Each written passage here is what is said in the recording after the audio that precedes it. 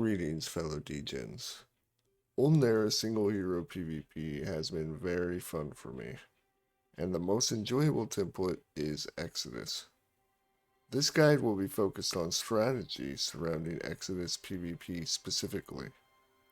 For context, I'm currently 1610 MMR, and this is a snapshot in time of the way I am currently thinking. As I play more, my thoughts about the game will surely evolve, but these are the thoughts I'm currently having that have gotten me to the rating I am now. I will be going over general strategy that I think applies at all levels to Exodus, but also talking specifically about the faction and hero that I play, Zakron the Great from Dungeon. I'm going to start from the very top here and talk about tournament mode, which is basically a 2 out of 3 wins format. Each of these combats should not be treated as an independent event. I'm of the mindset that the first combat that we have is the most important to win. There are a few reasons for that. Generally, I would say the person who wins the first fight has more options of what they can do moving forward. They can sort of spend more time growing economically, whereas the person who loses, they're now in the position where they feel pressure to have to work on their hero and do whatever they need to do to overcome their deficit. So it narrows the options of what the loser is able to do. I also think there's just generally a human psychological factor to winning the first round. We are all humans, we all have emotions and feelings. There are probably very few people who can lose the first fight and it has zero effect on the way that they play. We all make worse decisions when we are in a panicked, anxious mode. By winning first, we impose that pressure on them. It's not on us. It's hard to quantify how good that is, but I think it is a factor, and it's a factor I'd like to have on my side. The other thing I want to talk about for tournament mode, specifically for Exodus, is about the white tree, Arborcopia. Now, at 1500 MMR, the white tree is probably usually not even a relevant factor. In fact, I would say if you just manage to get the white tree and use it at all during a game that's 1500 MMR or less, you probably just win the game. So, if you want to make an entire strategy about just trying to get the white tree, you're probably going to get close to 1500 just based off of that. But for the most part, I would say at this MMR, it is not usually relevant, the strategy regarding it. But I do think as we get higher into MMR, when you get the white tree is extremely important. If you get the white tree for fight 2 versus fight 3, that's a huge difference about in the development you could have in your cities, which means the value of the white tree is extremely, there's a huge gap there possible. So by winning the first fight, you essentially force the other person to get the white tree in fight 2. Or they face losing, because if they know that you can get it in fight 2, well, they have to get it in fight 2 as well to even be able to compete. Because if they don't get it and we get it as the winners, the game is over. They're just going to lose based off of army size. But we don't necessarily have to get it as the winners of the first match. We could get it in the third fight where it's more powerful. So we put the pressure on them to get it in the second fight, while we have the option to get it in the second or third fight. So on Exodus specifically, winning the first fight gives a huge strategic advantage of when you get the white tree. Again, at 1500 MMR, this is not really relevant. So don't feel like you have to get the white tree by the second fight to get out of 1500. That is not the case at all. But I do think it's good to be aware of what is possible so that we can have strategies that point towards this kind of goal. So I just want to at least mention that as sort of a going forward, let's keep this in mind. I also want to talk a little bit about the difference between might and magic heroes. There are lots of little nuanced differences between the way they play and what they're trying to do during the game and power spikes, these kinds of things. But I do want to mention at least a few things which I think are most defining about their differences and the way we need to craft our strategy versus what a might hero might want to do. First of all, there's the rate at which your stats grow. So for dungeon magic heroes specifically, which are called warlocks, which is what Zakron the Great is, our stat growth is we have a 10% chance of getting attack. On a level up, we have a 20% chance of getting defense. And we have a 35% chance of getting spell power and 35% chance of getting knowledge. So those are basically the same. It's equal chance, spell power, and knowledge.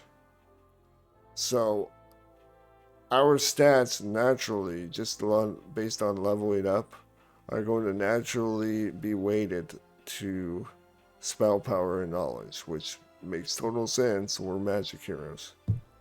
We're also going to have a 20% chance of defense, which is decent. It's a little less than 25%, which would be its equal weighting. So it is slightly less than normal, but our attack is going to be way low, 10%. Immediately we can, from those stats, start to think about what we want to do and how we want to play. Because we're going to have good spell power and knowledge, our attack is going to suck. Our defense is going to be, well, it's going to be a lot worse than might heroes. So, but it will be something. It's not 10% growth, it's 20%. So, based off of that alone, where our damage is going to come from is our spell power. Our army attack is, well, it's lackluster. So, we do not want to be focused on attack skills, attack units, these kinds of things. That's not our strength. Our strength is in our spell power and our knowledge. That is our real strength. And our defense is holding it together a little bit. So we can, tank a little bit. But our attack is not good. So we do not have a focus on strong army offense. So, as a magic hero going against a might hero, I would say the pressure is on the might hero, our enemy, to make a move on us and attack us, it's going to be rare that the case is the person we're going against, assuming something like equal stats and equal army size, that their ranged damage units are going to out damage our spells. This just doesn't happen. So they need to kill us and kill our army so that we can't cast spells anymore. Because as long as we are sitting there casting spells, we're going to out damage him. And we are going to win that fight if he doesn't do something. So, as a magic hero, we want to defend our position, let them attack us. Use our spell damage as the better. It's better than ranged. So, our range, in a sense, is superior to Might's ranged. So they must attack us. Also, they should have better fighting stats than us. So they want to take advantage of the fact that their stats at fighting are better than ours. So they want to fight. We don't. We want to sit there and cast spells and kill them. So that is our battle plan. We want to defend basically until they come and try to kill our army.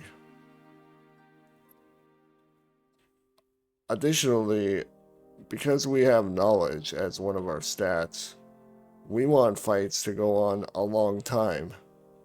We want to keep casting spells every round. We want them to run out of mana and make it so they're not casting any spells while we're still casting 2 spells a turn. The only way knowledge really becomes relevant in combat is if the fight is long. We want to extend the fight as long as we can so that we can use as many spells as possible. The Might hero wants to end the fight as quickly as possible. So we want to do what we can to buy time to cast more spells, and we want to avoid fighting. The hero I pick is Zakron the Great. When I started playing Olden Era, I basically went through all the dungeon heroes, looked at their specializations, and picked the one I liked most. I like spell damage, so I picked Zakron. He just got buffed as well, and he does even more spell damage, so I like him even more. He also tends to not get banned, because I think that he probably is not in the top 3 heroes. He could be, but based on sort of what most people say and what most people banned, I would say that he's not considered in the top 3, which means he doesn't ever get banned, which means if you like to play him, you get to play him in most games. So that is another reason that I just keep playing him, because he doesn't ever get banned. When it comes to bans, there are lots of options to ban. There's kind of a lot to learn about heroes and what they do. So I'm just going to give some general thoughts that I have about banning and how I pick my bans. The main thing I'm thinking about, though, is, again, I want to win the first fight. So because I want to win the first fight, I want to ban heroes that I think are good at the first fight. So Temple is the faction that I face most often, and I have the most experience banning them, and I've thought a lot about which heroes I want to ban. The first hero I would say I like to ban is Kestrel, because she has the upgraded crossbowmen. These units are very easy to use, they're very strong, without much effort. I think low tier units in the first fight are heroes with these, like, because these are tier 2, this tier 2 specialization. These heroes are going to tend to be good in the first fight because these are the units you're going to have the most of. You start with their dwellings or you build them immediately. If you capture another city, you're going to have even more of those units. So these kinds of heroes are very strong in the first fight. I would say they do tend to fall off because you're developing a strategy around, a low tiered unit, which is going to not scale as well. But you are going to win the first fight, probably, or at least that's going to give you an advantage in the first fight. So Kestrel is my first ban for that reason. The other hero I ban is Mandel. Mandel starts with combat. I think combat is one of the best skills, if not the best might skill for the first fight. It allows you to kill so much without even really having an army. And once your heroic strike gets strong enough, basically you just go in, and a lot of combats you can just kill the enemy without even needing an army. So that makes it very strong. Since Mandel is a specialist at combat and he gets it immediately, I ban him. The other hero I've been banning lately is Pip. He gets stats. He also levels up quickly. I would say this is most relevant in the first fight because the difference in stats of, say, a difference of like 4 stats when your stats are around, 5, 6, these kind of numbers. The difference of 4 stats is quite substantial. But later in the game, when your stats are 30 all stats, the difference of, 4, 5, 6 stats, it doesn't really make as big of a difference. So I think Pip's specialty is most effective in the first fight. His getting extra stats and leveling up quickly, the advantage is most realized in the first fight. So he is the third hero I get rid of. Other heroes that I know are generally good is Ister. He is the logistics specialist. And he probably is one of the best, if not the best, temple hero. But logistics is a skill of pathing around the map. At this level, a lot of times I would say people's ability to path around efficiently is not as good as it is at a higher level. So Ister is a hero, I would say, whose value is greatly dependent on the person controlling him and their ability to path. Whereas I would say these other heroes, Kestrel, Mandel, and Pip, I think they take less skill to do more. Their skills are much easier to use, and their strengths are much easier to realize.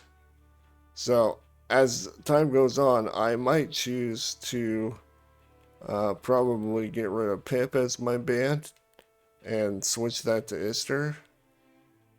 But at least for now, this is the way I feel about my bans. And you can only choose 3, so. Another hero I do see played a lot is Elias. And that is because of his ability to use a global map +1 times per day. Which is fairly strong. But I think, again, much like Ister, this is a basically additional movement, right? It allows you to cast Second Wind more. it allows us to cast Dimension Door more, which are movement things and pathing things. These are skills that I think are one of the biggest skill gaps between high MMR and lower MMR is their ability to path around the map. So I think Elias in the hands of a lower MMR player is much less scary than in a higher MMR. I mean, I guess that's kind of obvious.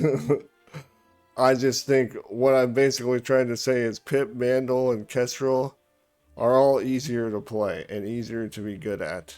So that's why I banned them. I also want to at least mention other heroes like Sully, who has, I'm giving her a special mention because she has Summon Avatar. These heroes are also still very strong. They're strong from the start. They're still strong.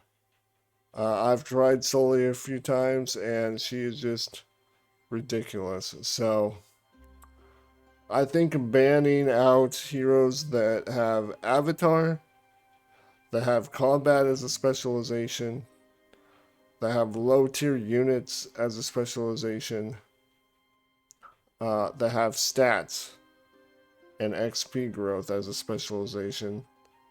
I think these are the heroes to ban in general. Not only do I think they're good at lower MMRs, I think that they're good at winning the first fight. So that's why I banned them.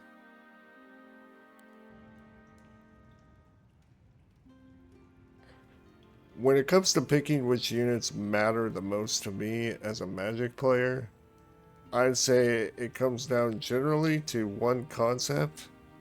Which units buy me the most time?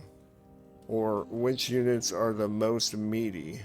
Because again, we want to just buy rounds with our army so that we can use spells.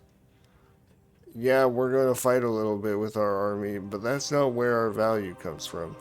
Our value comes from our spells. We just want our army to last, right? And not die instantly. That's what we care about most.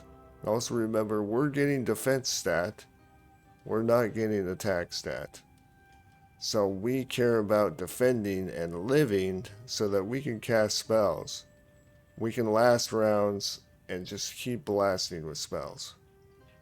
So with that in mind, I'm just going to go in order of which units I prioritize.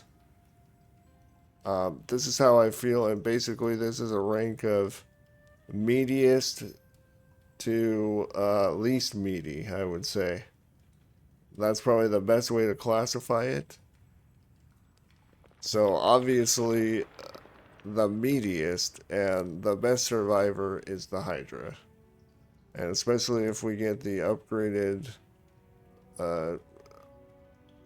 Chthonic Hydra. Not exactly sure how to say that word, but this thing has a huge amount of life, defense, it regens, it basically is everything we want in a unit. It's going to buy us a lot of time. People don't want to attack it.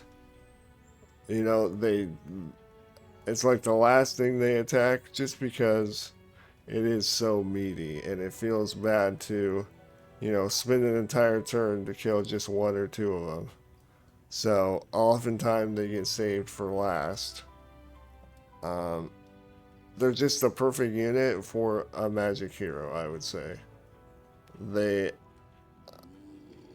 just buy us a lot of time. And the other good thing about them is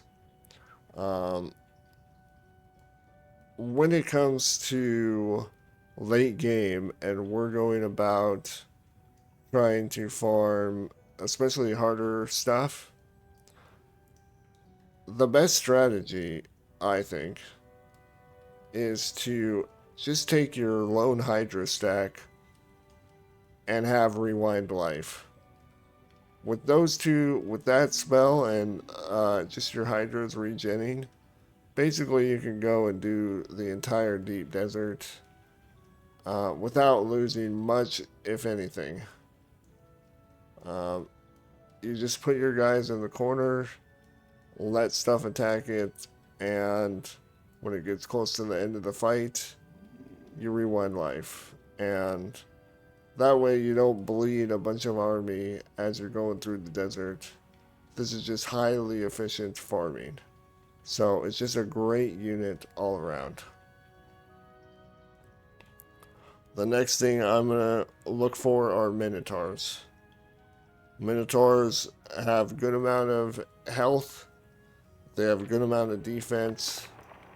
When they're upgraded to Minotaur Lords, the parry ability extremely strong. It makes it so people don't want to attack these units because they're going to get hit first. And another really nice thing about Minotaurs is their build path for the Minotaur Labyrinth is one of the easiest. When you get your 3rd and 4th cities, you can immediately build the Labyrinth. On the other hand, to build Hydras, you also need to build the Amphitheater for dancers, and you also need to build the Still Caverns for Medusa. So it's just harder to get Hydras. Minotaurs are a great unit, and they're much easier to get. So I put Minotaurs at number 2. The third unit that I like to get that I think is good is Trogs. You get a lot of them. They have a decent amount of health.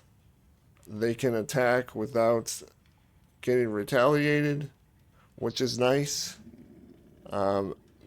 We don't want, it prevents us from, going blow for blow against someone, which helps us live longer. So I think overall Trogs are my 3rd favorite unit.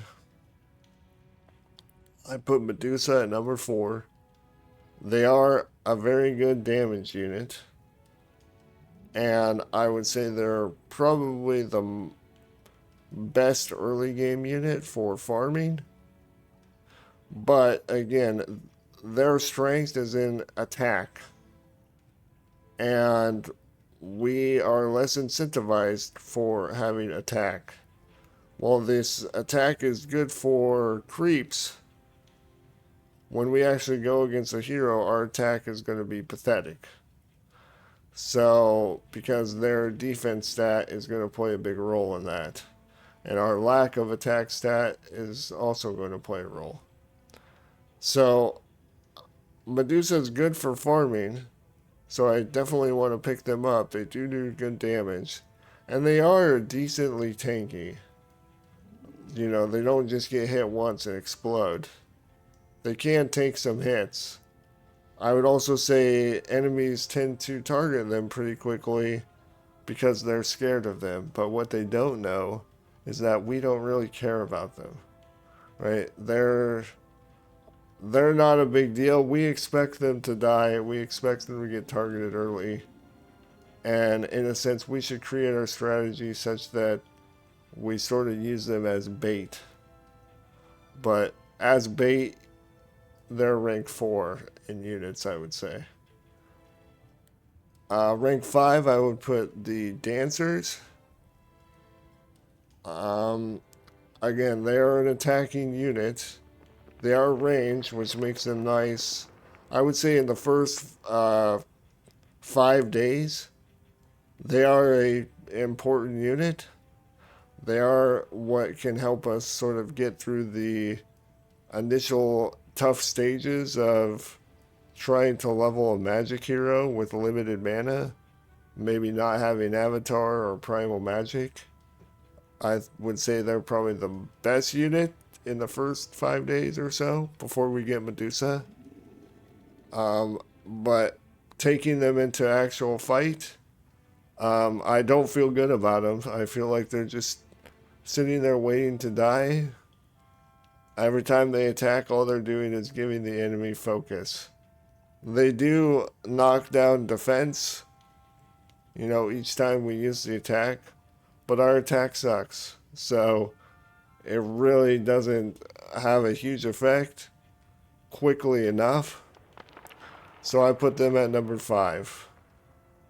I'm going to put the Infiltrator at number 6 for a lot of the reasons I mentioned before. Infiltrators are an attacking unit. They're an offensive unit. They have high attack, high damage for what they are. And they have low health and low defense. So they're not good at buying us time. They do have a lot of initiative. And that's probably the best thing about them for us, is that they can help us get the first action so that we can cast spells sooner. And that's probably their best trait about them, I would say. But they're the last unit I pick. And so when I rank these,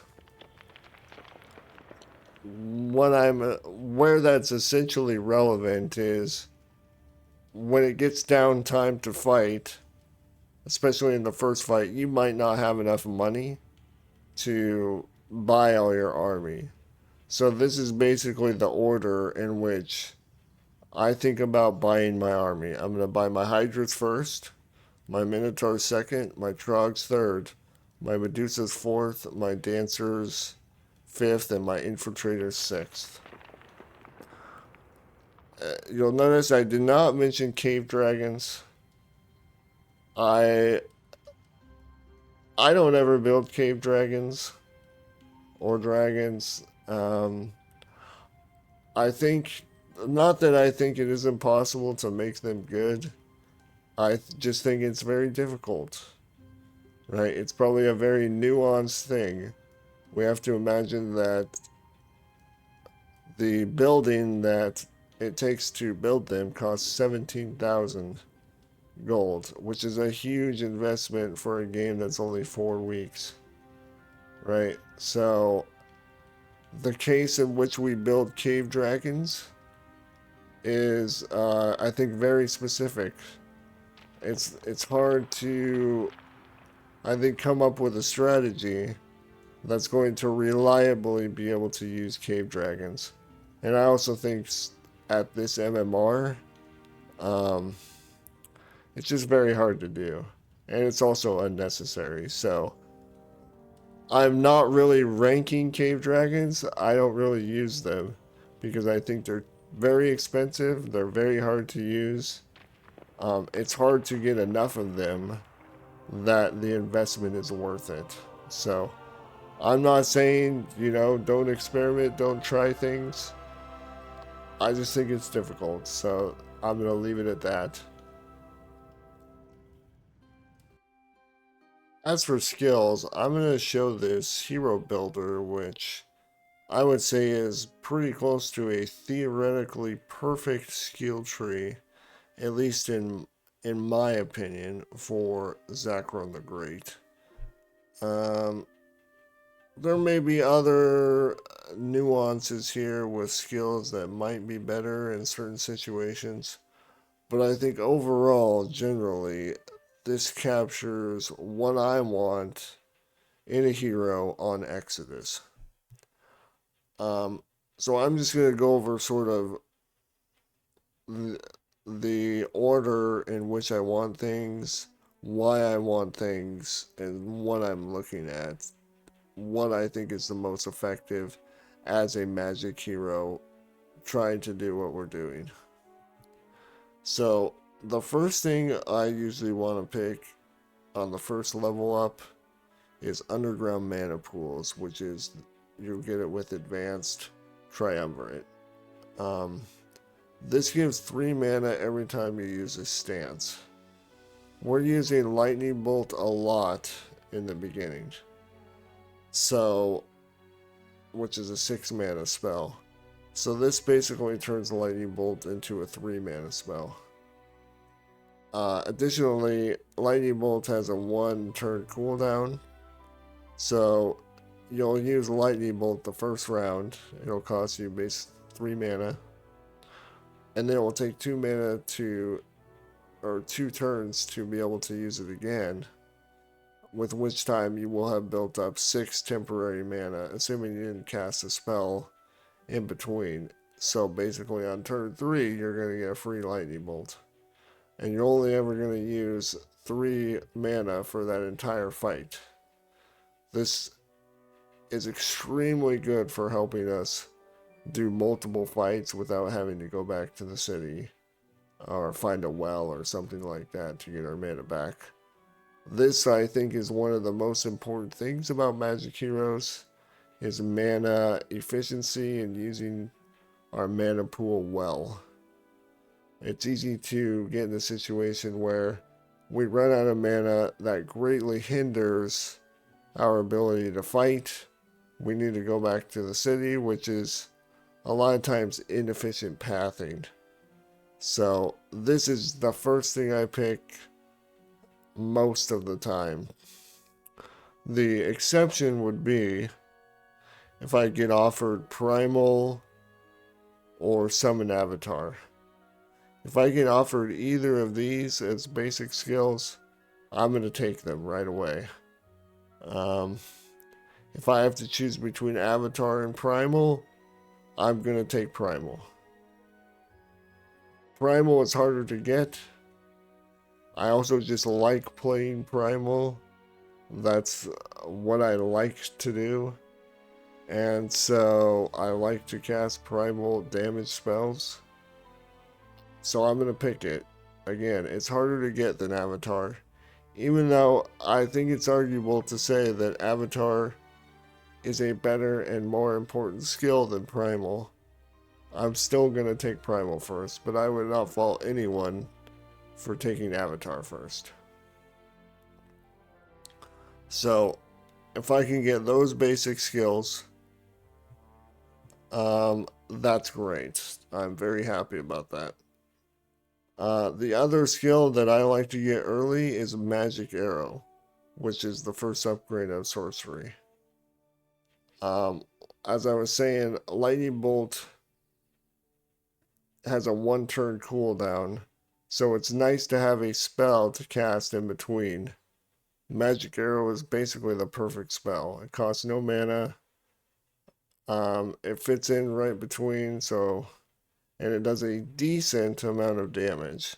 It's not as good as Lightning Bolt, but it does decent damage.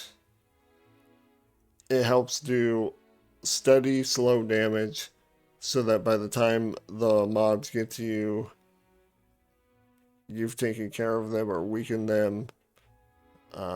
It's just a pretty good, strong early spell. I will say if I'm given a choice between getting Avatar or Magic Arrow, I'm gonna take Avatar, because Avatar is also a nice 0 mana spell to cast, and I prefer casting Avatar to Magic Arrow. But if you have Avatar, you still can only cast it once every few turns. So having Magic Arrow, even in that case, is still very good. I use it all the time. After that, I probably would prioritize leveling up Avatar, if we have it, up to full Expert. Because Expert Avatar is 0 mana. You cast it all the way across the map, which serves as great bait. It does an enormous amount of damage. It's just very, very good for farming, and it's also extremely good in combat. Most people have a hard time dealing with it. So I think Avatar is probably one of the probably the best skill to get Expert as quickly as possible. And I choose Avatar of Toughness for extra hits. That buys us time. And I also get can summon on any free hex. This, again, buys us time. It keeps the fight away from our army. Um, it just takes more turns for combat to happen when you can summon an avatar all the way across the map. It buys time. So it's very strong. Probably the next thing I would want to upgrade is Primal. Although, I guess if I'm given a choice between getting Thaumaturgy or upgrading Primal, I'm going to take Thaumaturgy at this point. Because now that I have, say, Magic Arrow and Avatar, I now have a neutral spell, a 0 mana spell to cast as my second spell. So as we get these neutral spells going, Thaumaturgy becomes more of a need. I would say probably before turn 4 or 5, I'm not really considering Thaumaturgy because I don't have. A lot of times I may not have a neutral spell to cast in between. So I'm usually waiting for it to have a neutral spell to cast before I get Thaumaturgy, because it doesn't make much sense to get Thaumaturgy until then. I don't really want, while I'm farming, to cast a mana spell like Lightning Bolt and then another mana spell which has a higher cost. It's very cost inefficient. So really, for my second spell, the only cast spells that I want to be casting as my second spell, especially during farming, is 0 mana spells. It's different in combats against heroes, the actual fights that matter. Then I'm more than happy to cast 2 humongous spells and use as much mana as I possibly can. But as we're just farming around, the only mana I really want to use second are 0 mana spells. So until I get 0 mana spells, I don't need Thaumaturgy. Next, I'm starting to look to want to upgrade Primal. This first subskill that allows us to reduce cooldown by 1 round makes it so that we can cast Lightning Bolt every single round. This is extremely strong. We can do Lightning Bolt, Magic Arrow every round. It's quite a lot of damage. That's really enough to get us out of our first break. That's really all you need. With just those 2 spells, you're going to be able to clear most of the whatever break you have, assuming they don't have like magic resist or something like that. So, and then for the expert subskill, I usually go with the +6 spell power. I would not fault anyone for getting the +1 level to primal spells, but I think when we're getting sorcery, we're also getting high mage, which adds 1 level to all magic school spells we have. And we're also going to get Archmage, which is expert thaumaturgy, which also gives us 1 level. So we get +2 levels just from that. So any primal spell that we upgrade with dust is going to be level 4. So we don't really need to get +1 level to primal spells to get up to our spell levels up to level 4. So that's the main point. Also, as the game goes on, we have a law that gives +1 level to all spells. Right? So that's another law that just adds +1 level to spells. We also get Primordial Orb. I think that's what it's called. That gives +1 to primal spells. There's the objective on the map that gives +1 to all primal spells. So there's just a lot of ways to get additional primal spells. So I usually take the +6 spell power. And also, because a lot of times I get another magic school, it ends up being +9, which is pretty good for a subskill, +9 spell power. I'm not complaining about that.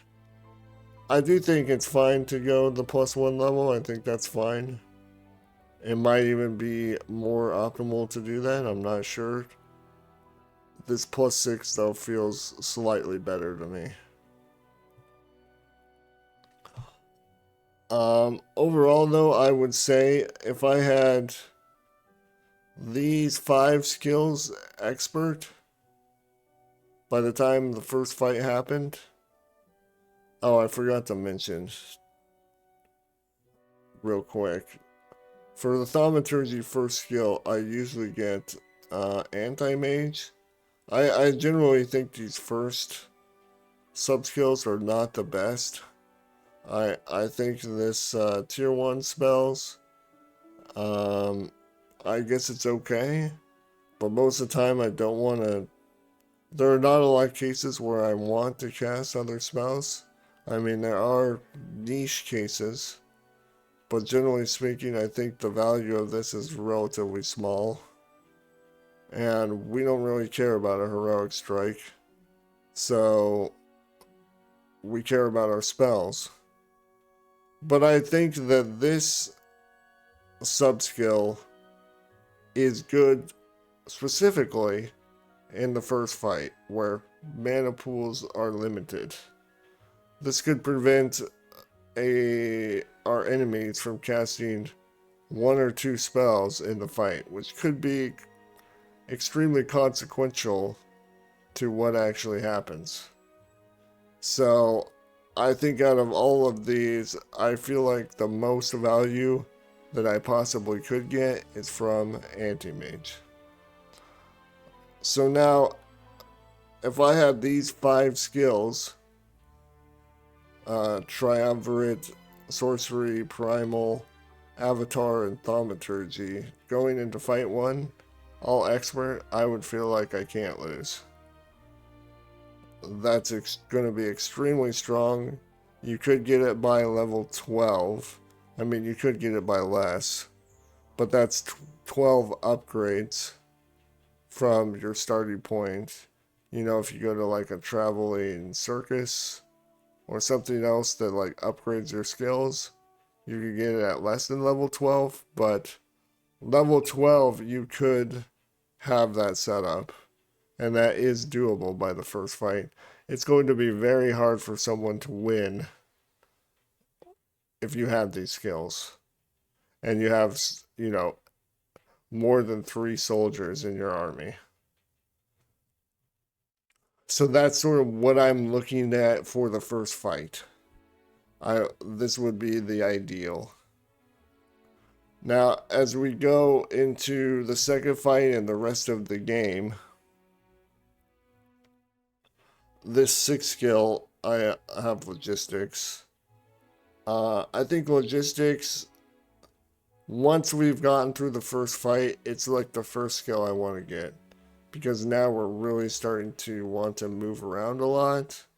We're moving back into a growth period where we want to like gather up resources so that we can build in our towns.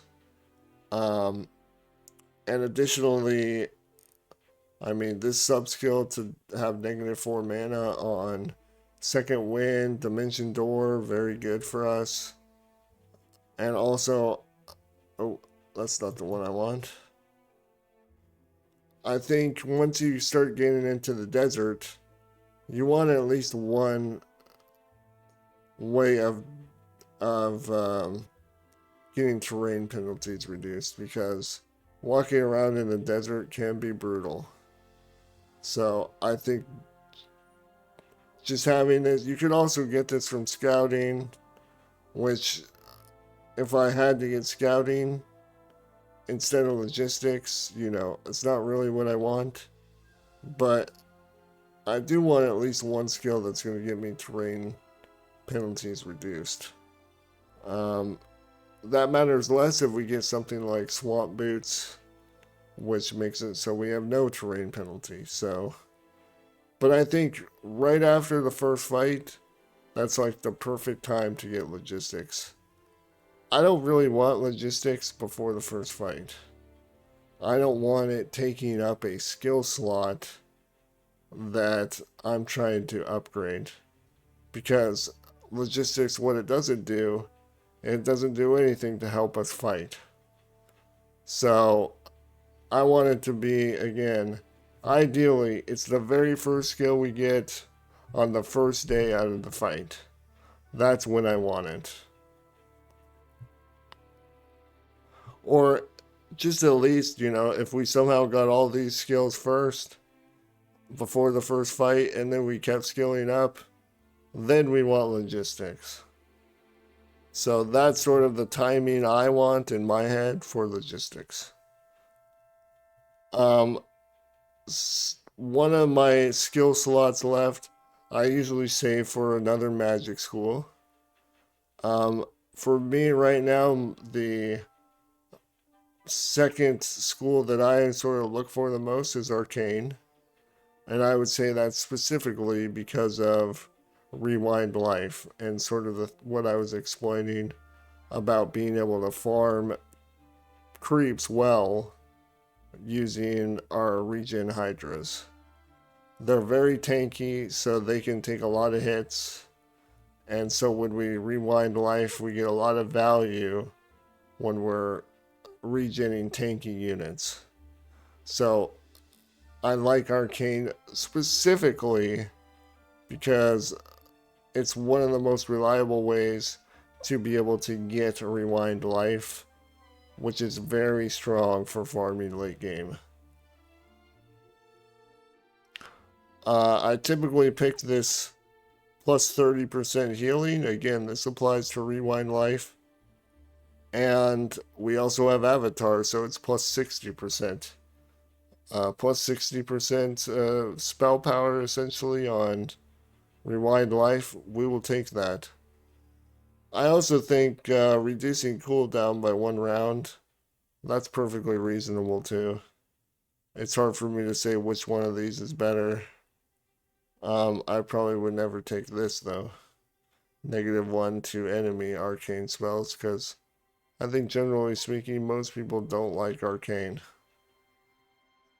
So reducing their arcane spells probably doesn't do anything. And as far as the arcane late game or the expert sub skills, I tend to pick Mana Flex, which reduces spells by 2 mana. When you go through several fights and you're casting spells, and then you're also casting global spells every round, you can get 20 to 30 mana easily a turn saved from this. And that's a lot of mana to not spend, and sort of, since we're regenning a little bit each day, it just greatly extends our ability to stay out farming and not be forced to go back to town for mana. Ideally, we never go back to town for mana, because that is typically inefficient for our movement. So I would also say though, if you had Nightshade here, if you had Daylight here, even if you had Wisdom here, which Wisdom has also been growing on me lately because there are a lot of good spells, around all different schools of magic, and all you really lose is like the additional skill levels from getting schools of magic. I think all of those are totally fine. I don't even know that Arcane is the ideal thing to have here. Daylight is probably, if I had to say what would be the absolute best, Daylight is probably the most generally valuable magic school to have here. But I just like Arcane. I like using it. I like the rewind life. I like the negative mana. So it does feel good to get this. Um, and also Black Hole is an extremely strong late game spell. So that's another reason.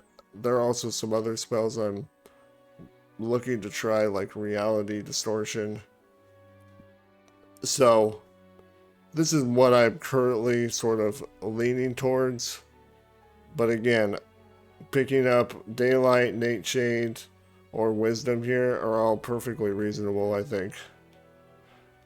And for the last skill, I typically want at least one combat skill, something to help our fighting at least a little bit. We've neglected it a lot, and sort of our units and our stats are, not for fighting, these kinds of things.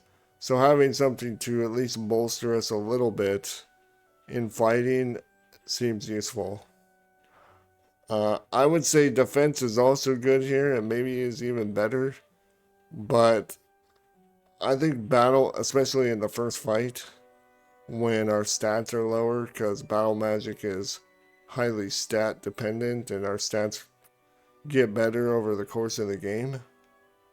But I think battle magic is probably the best combat skill for us to have. We're going to have an enormous spell power and knowledge. That's what actually grows. And that translates into us actually being able to fight at least a little bit, right? That's not our main goal, but it is helpful if, this is going to add defense and attack. So the defense is obviously going to buy us a little bit of time. And the attack also allows us to kill more, and counter attacks and things like this. So killing more units of theirs in our attacks also buys us more time. So I think having at least one combat skill makes sense. Again, the obvious other skill here to get is defense. But I would also say another alternative here is daylight magic, because daylight magic has radiant armor and plus 40% blocking of all damage is a pretty good defense. So it's probably better than the defense skill combined. So daylight magic is probably also just as good here as a sort of fighting skill to help us last even longer in the fights and sort of not be a complete weakling in every single fighting encounter. So we can't be mages without knowing at least a little something about spells. I'm not going to go over every single spell. I'm just going to talk about the spells that I've found the most use with, what I think is actually effective and playable in this format. So we'll start with the lightning bolt, the old workhorse, I would say. We're going to immediately learn this spell no matter what. It's extremely versatile. It does good damage. Not many things it's not good against. Only chillins are not affected by it. But also, magic resistant units can block lightning bolt damage. So, in that case, we're going to turn to Despair, which is our other damage dealing spell. I would say even that because at level 4 it can affect an area, and also it just has a duration. Despair can actually do more damage than Lightning Bolt, but it is time based and it can be dispelled, unlike Lightning Bolt. So I do prefer Lightning Bolt generally. That's probably a little bit of a personal bias towards Primal. for, you know, whatever reason. But I think these spells are easily comparable in damage, and they both have good situations for each. I would also say for like protecting ourselves to try to buy us time, Thick Hide is good. Decreases melee damage and can at level 3 affect all our creatures. So when the enemy's coming in to attack us with his melee, throw on Thick Hide. It's a great, like, and actually all these defensive spells, they're great second spells, even at high levels, because they don't cost a lot of mana, and they are effective. Negative 30% melee damage in Fight 3 is still good. So we like Thick Hide. We also like Optical Illusion, which can reduce range damage by 50% for all our creatures at level 4. Extremely good. Especially against like Temple, Schism, which usually go ranged. Optical Illusion is very good. And also Unnatural Calm, which just reduces basic attack damage right across the board, negative 30%. Now this is a debuff, so I would say I prefer buffs usually over debuffs, because usually people don't try to get rid of your buffs, but they will try to get rid of your debuffs a lot more often. So I prefer buffing myself to debuffing them, but this is always an option. And they can only debuff so much. So if you throw out an Unnatural Calm to sort of get them to debuff themselves, then you can throw out another debuff, and they won't be able to get rid of that one. So it is good to have multiple debuffs in the bag. For tier 2, the main spell is Fireball. It's just an extremely good spell. In Fight 1, I would say it's very dominant. If you have a guy clumped in the corner, you fireball him with expert primal magic, you probably won the fight already. That's all it takes. So it's extremely good. It's also very good at farming. So there's just not much more to say. It's good. Ice Bolt is another good spell. I usually prefer Fireball because we can usually get an area effect damage there, and that's usually better. But some people, you know, have their units all spread out, or they have one stack that's like bigger than the others. Then Ice Bolt is probably better in those cases. Like if someone has a big stack of cavalry and the rest of their army's kind of weak, Ice Bolt is probably the better spell in that case. So I would say generally Fireball is better, but against like big stackers, people who have a big power stack, Ice Bolt might be better. When creatures are resistant to magic damage, Umbral Grip is the solution. It has no immunities like Despair does, which you can't cast on like undead or embodiments. But Umbral Grip has no restrictions, so it's just pure damage. Also Inquisitors, like in the Abbey's early game, Umbral Grip is basically the best way to deal with the Inquisitors. So this is also a very good spell to have. Web is also kind of like Ice Bolt. If they have a big stack, like Cavalry, which are fast moving, Web is very good against them. Or even if they have like a big swordsman stack, Web crushes them if they can't counter it. If they can't, or if they haste their swordsman stack and then you immediately web it, that's going to feel really bad for them. So, Web can be a very strong spell. The other spell that, actually, this is kind of like a pair of spells. Wean, which basically removes buffs from your enemy. Um, there's also Inner Light, which removes debuffs from yourself.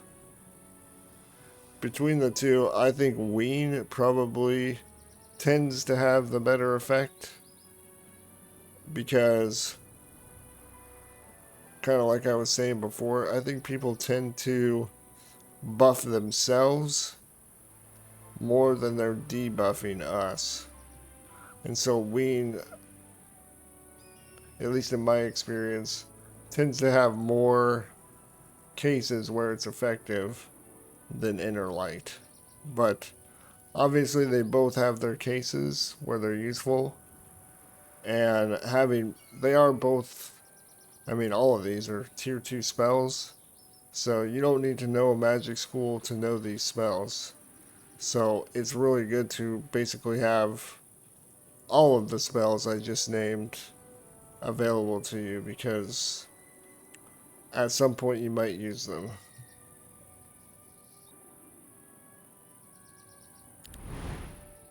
For tier 3 spells, we have Firewall, which comes stock with Zakron. I would say for a 3rd level spell, it's actually not a very great spell, but getting it immediately at level 1, as Zakron does, it's good in that case.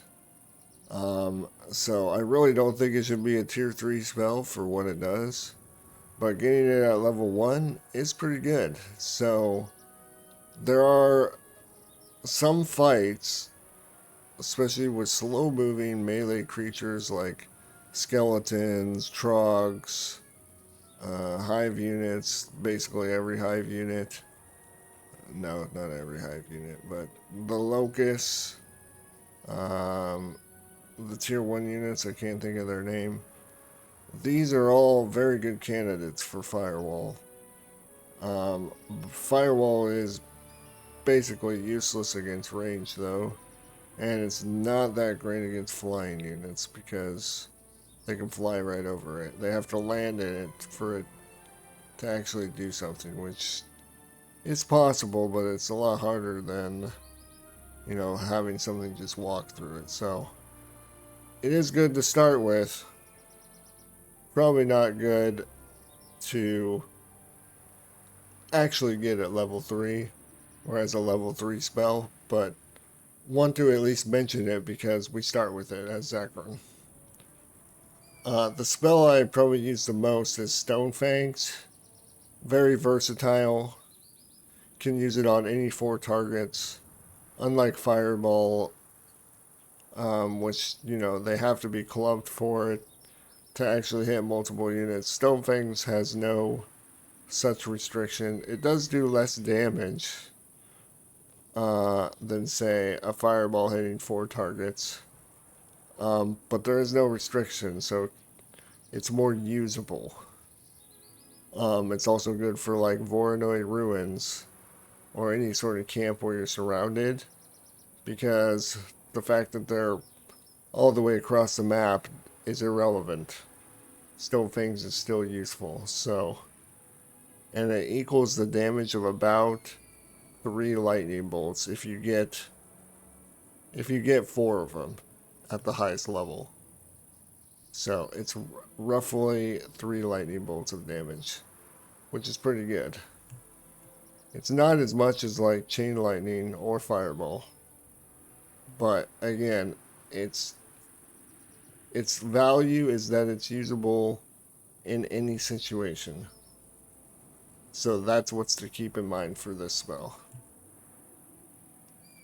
Cave In actually does pretty good damage to a single target. And it also surrounds them with rocks. Now, this could range from the rocks, the value of the rocks could be anywhere from forcing your enemy hero to use a heroic strike to get your creature out, or like if it's the last creature to move and your opponent has already used their heroic strike for the turn, that person just has to use an attack to get out, which is like a wasted turn. So it does good damage, and it at least forces your opponent to use at least one attack to get the guy out. I also had someone use Blink to get out of it, so that's also good. I forced my opponent to use a spell just to get out. So the surrounding of the target has some value. It varies in range, but it could be relatively high, and I don't think it's ever bad. So I like this spell in cases where there's like a big stack that wants to move around, kind of like Ice Bolt. This is kind of like in the same target category as Ice Bolt, I would say. Another spell that I think is really good is Arena's Touch. I mean, you get maximum HP bonus of 20%. You also get Initiative, which helps give us a chance to act first. That's what Initiative is. The most valuable thing about Initiative to us is getting to be the first one to cast spells on the round. That's usually a good advantage. So having more initiative is always welcome.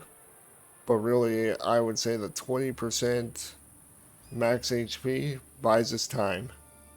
We love time, we love more rounds, we love more spells. So I like Arena's Touch.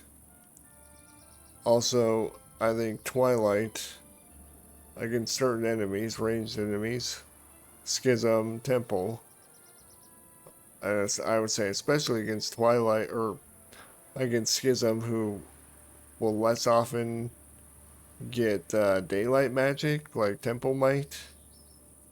They're especially susceptible to Twilight, so this could be a game-winning spell in certain situations.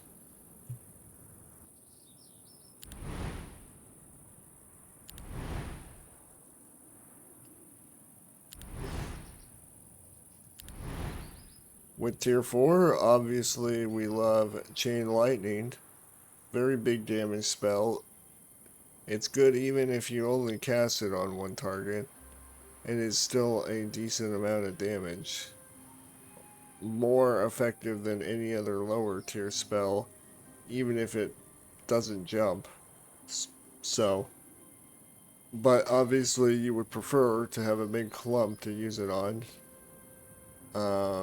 Lots of damage. Very good damage spell. Don't need to say much more about that. Circle of Winter is also fairly good damage.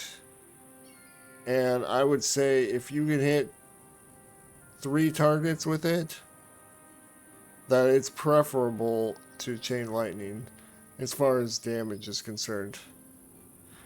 If you can't hit 3 targets with it, I would prefer Chain Lightning. So that's sort of how I decide between these two spells, assuming I have both of them. Star Child is a great summon. Does lots of damage, even though we don't really focus on attack. We just summon so many that these end up being pretty strong. And they're ranged and they have area of effect. So they can be very strong. We also like Rewind Life. This is a very good spell for farming. I mean, it is good in fighting, but as I was talking about earlier, you grab your chunky purple hydras, you go to very hard camps, you use Rewind Life, rinse, repeat, profit. So I would say late game, to me, Rewind Life is a cornerstone for getting as much stuff as you can without bleeding your entire army. And then how can we talk about tier 4 without talking about Radiant Armor? Probably the most broken spell in the game, in my opinion.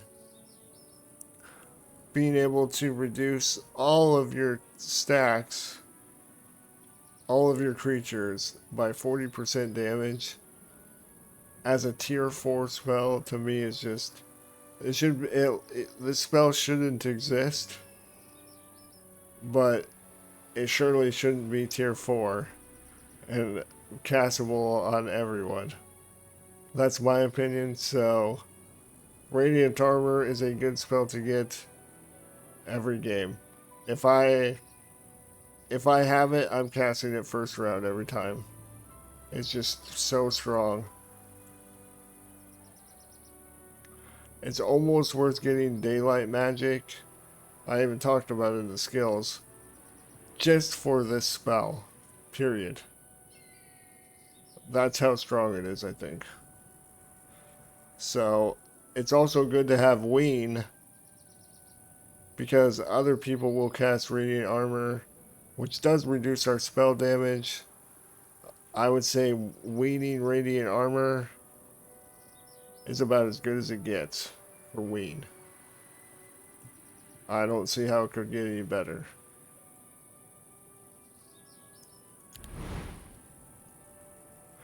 For tier 5,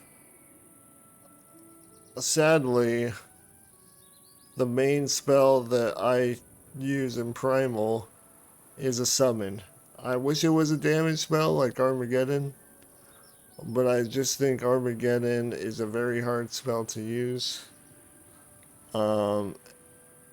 It obviously combos with Black Dragons, but actually getting a feasible amount of Black Dragons and using the spell to win the game seems very hard and very situational. Whereas Summon Primal Remnant, very reliable. You throw down 100 of these Primal Remnants next to a range stack, you're probably going to kill it. So, this spell is probably my go-to as far as tier 5 Primal. A spell I've been using a lot more lately, though, is Black Hole. Because I've been going Arcane Magic, this has allowed me to pick up Black Hole more reliably. It does a ton of damage for how big of an area it affects. A lot of times people can play around Chain Lightning and spread out just enough so the Chain Lightning can't jump. Black Hole can collect them again. It can reach them, collect them, and then you Chain Lightning them. So, in conjunction with Chain Lightning, this spell can just, those two spells can just completely destroy an army. So, very much liking this spell, just because it's such a big area and good damage. Another spell I'm starting to experiment with is Reality Distortion.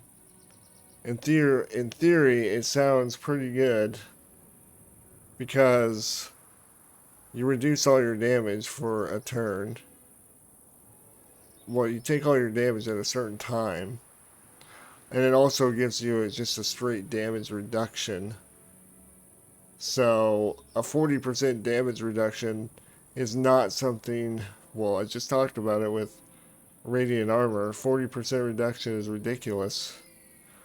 Although this is only one target compared to Radiant Armor, which is everyone all the time. But in any case, reducing damage by 40% seems strong. And if you can use this with Carapace to block the damage instance, that's a dream. That's obviously going to be hard to pull off. But if you have like a very high initiative, um, it seems like it could be possible. Even if you can't use Carapace, this could still be good. Just by itself, especially as you're getting closer to dying. Could be very strong. But I would say this for me is an experiment right now. Just wanted to mention that one. Naira's Kiss can do an enormous amount of damage. It's probably the most damage in a single cast over its lifetime if it doesn't get dispelled.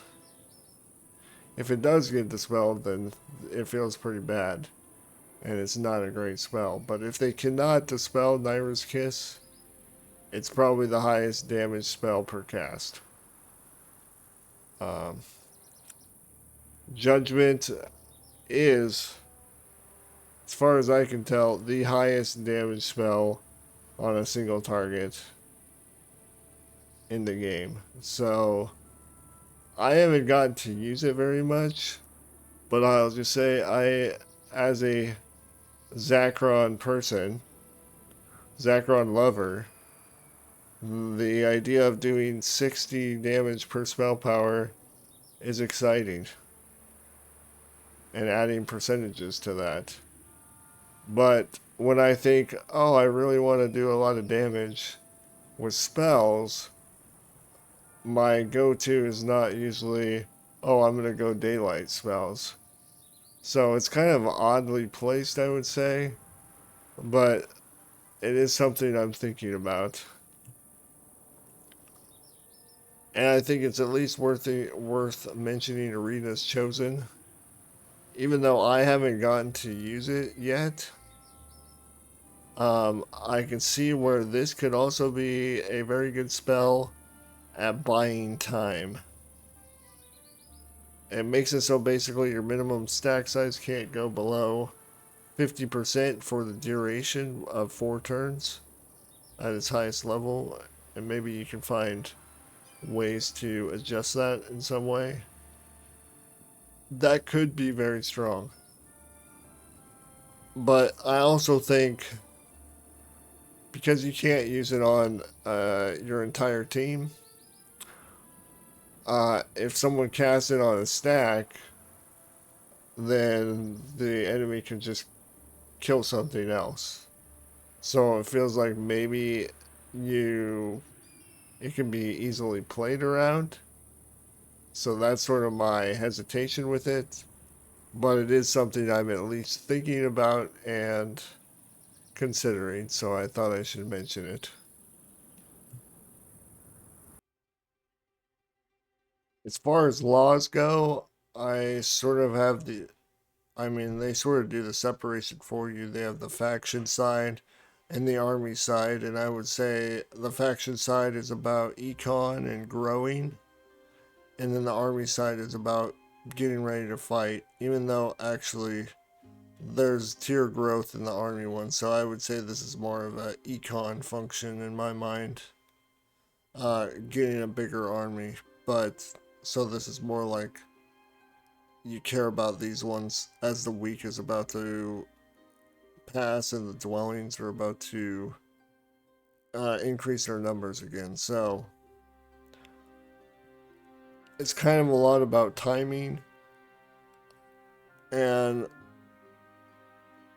balancing out what you need when. So just sort of keeping an eye on at what point in the week you are, how close you are to fighting. This is sort of the general idea. So, as we start out the game, obviously we're the furthest from fighting that we can be. So, my first 5 points are going to always be the riches and the 2 law. I mean, this is just sort of a long-term econ growing type thing that's going to help make our hero better. So, a lot of times my first point in the second tier will be the gems. That is, unless I get a gem mine, I might hold off on getting this, but I will almost surely spend at least 1 point in the gems at some point. We're going to need a lot of gems over the course of the game, so it is helpful to have at least one. And also we have to have a certain number of points to get to the next tier. So this is kind of like a good filler point, I would say, to sort of round out the points to get to tier 3. And then the other points I'm going to use typically are going to be all my points in Trog. Because Trogs are, as I said earlier, my third favorite unit. More favorite than the dancers or the infiltrators. I'm going to put my points into their growth and their skills. Well, this is their damage. I also just think their bonus between the Trogs, infiltrators, and dancers makes the most sense. That gets us to tier 3. By this time, I'm usually dying for resources, so I'm almost always going to get resource riches too. This is also about the time that the first fight is about to start. So sometimes, if we get enough law points, we can get tactical advantage and get a -1 initiative on our enemy in the first fight, which, if I'm able to do that, I often will, because that helps us ensure we cast our spells sooner, which is good. Now, if we can't get that for the first fight, then typically what I'm spending my points in is or no ore to reduce our ore, because in the start of the second week, or as the start of the second fight, which is like going towards the end of the second week, that's when we're going to be building fortifications. We're going to want to build labyrinths in our other cities. These are very ore intensive buildings, so this is a perfect time, best time to get the ore law. After we get the ore laws, then I will get the tactical advantage if we didn't have it already. And with my last point, it's usually going to be coming pretty close to the end of week 2. So if we can get the Minotaur growth before the end of the week, then that's usually what I end up getting. Once tier 4 is unlocked, it should be like the start of week 3, around there, and I typically get the Merchants Guild. I've thought more about this. I wasn't sure that this was good enough to get if we had all our cities and all marketplaces and all of them. The benefit is marginal, I would say, but actually with the amount of resources that we end up trading over the course of the entire game, I think it's worth it to get this immediately. And I also think, if you don't have all the towns Um, and just for ease of trading and all that, to make trading more efficient because it can be very time consuming. This Merchants Guild actually just frees up a lot of time because we can sort of trade quickly and not worry about, oh, we're trading too much because everything is undoable. So I think just the amount of time that we can save in trading because of this, which is sort of hard to, uh, you know, describe with numbers. I think it's like a benefit that just makes this a very good law to have. Um, After that, we're probably going to be coming pretty close to the first fight. So probably I'm going to be thinking about which upgrades I want to give to my guys. Did I say first fight? I meant second fight if I did. And so I'm going to, in order of favorites, I'm going to put 1 point into Hydras to increase their fighting style, and 1 point into Minotaurs for their fighting style, because it just takes 1 point to get this 1.5 times on their fighting style, which I think this first point has way more effect than the second point. So I'd rather put 1 point in each of these than sort of 2 points in one and then 2 points in the other. I mean, this second point only gives the Hydra 1 extra speed. The first point gives 1 speed, 25 HP, and increases their fighting style. So the first point is just a lot more effective. So I do first point for both of these. And that should prepare us for fight 2. After fight 2 ends, it's going to be day 5 of week 3. So we got 3 days basically before the weekends. So before the weekends, I'm going to want to get my Dungeon Master for the Hydras. Also, I guess I should mention, before the combat, I might want to get these attributes, because I do think that can also be, I don't know that this is the most effective point. +1 attributes does feel a little bit weak to me, but it is something, and it does help us fight. This people of Jadame, this doesn't help us at all, or a lot of these don't help us at all in combat. This at least gives us some value in combat, but I don't know that it's the most mind-blowing point that's ever been conceived. So, but we do need at least one other point to get to tier 5, and that's probably the one that I would pick. You can also pick Medusas, but as I said before, you can also put the fighting point in Medusas, which is probably better than the attributes even. It sort of depends on how many Medusa you have.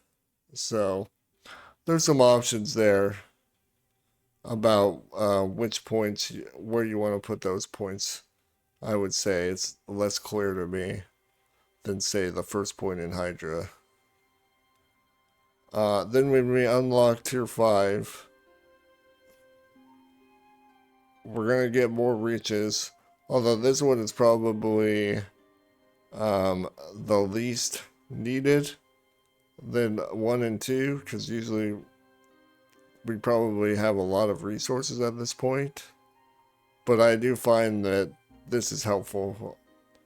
Not as helpful as these two, but it is still efficient, economically, and helpful a lot. Like, you can just use this to buy a couple Palace 3s, or close to it. 1.5 Palace 3s. So that's pretty good. But I think the key main law to get at this tier is this one, gain 1 level. This makes it so that basically, along with our skills, we're going to have +3 to all spell levels. So just by learning a skill or a spell, it's going to be level 4. So any spell that we pick up, you know, from a learning place, a scroll, it's going to be level 4 immediately. So that is very strong. It also makes it so wisdom is very good as well, because every spell we can learn any spell, they're all going to be level 4. So I think this is definitely a very strong law to have.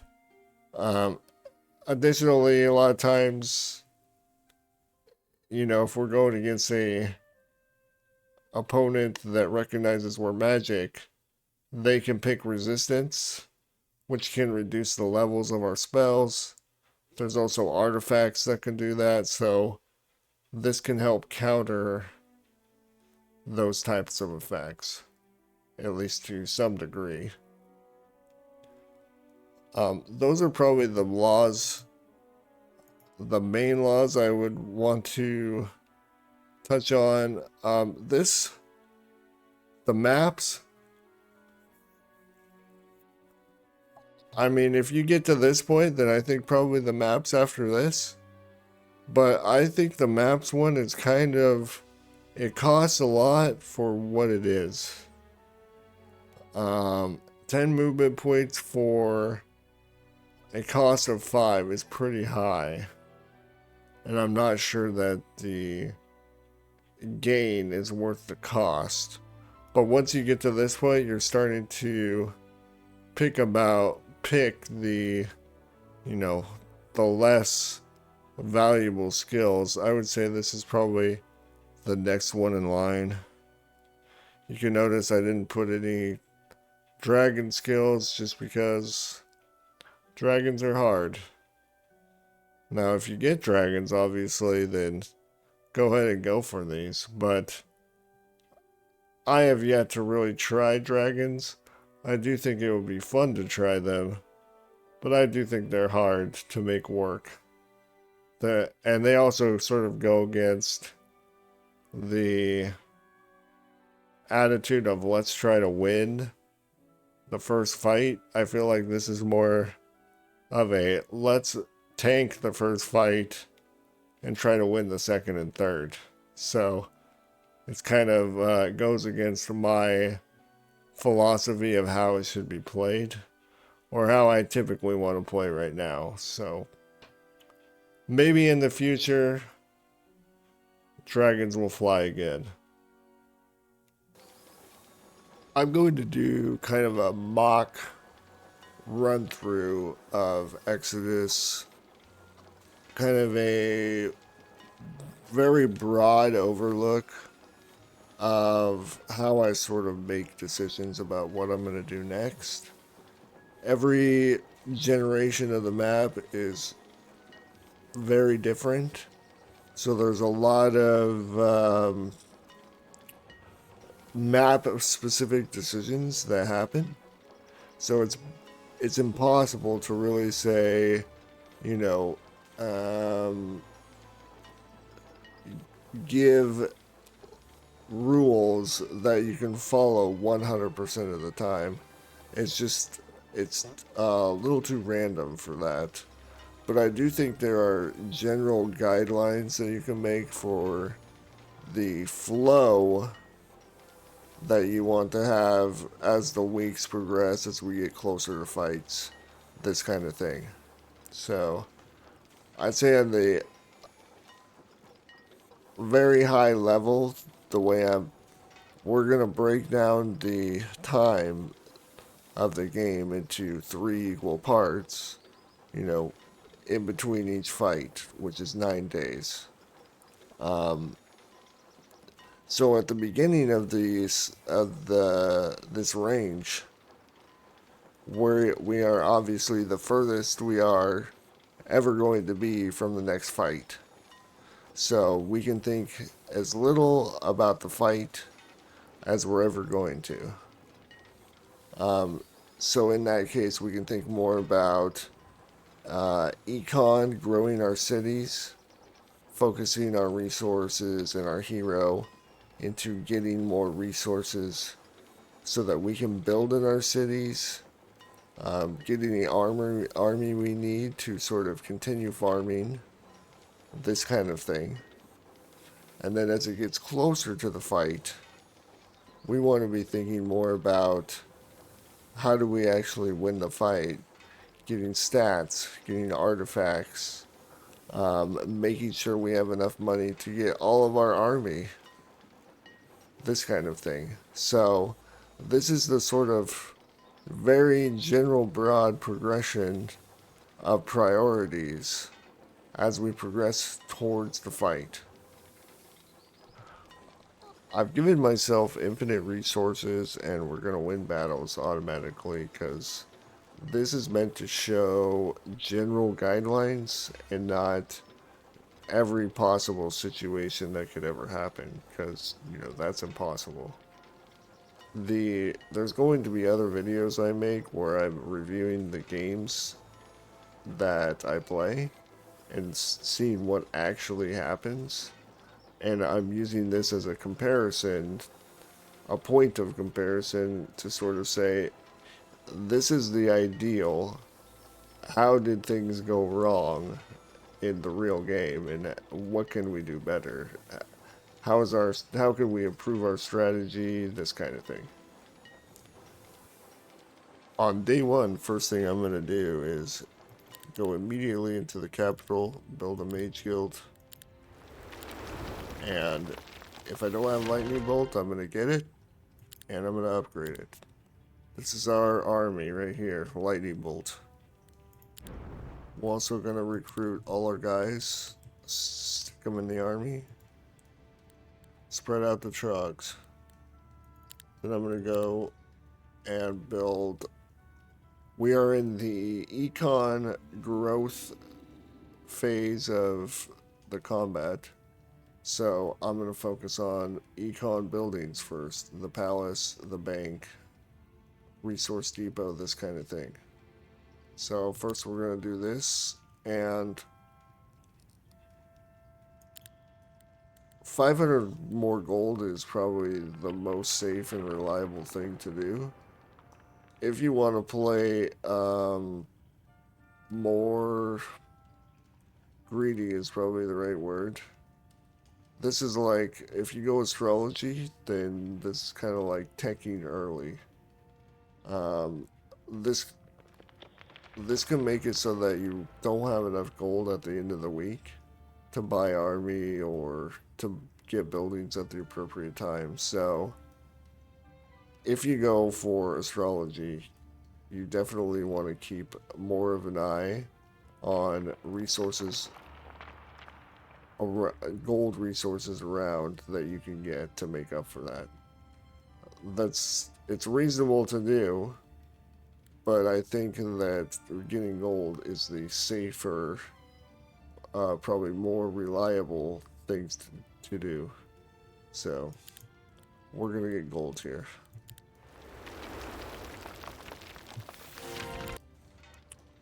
Now, as far as actual pathing,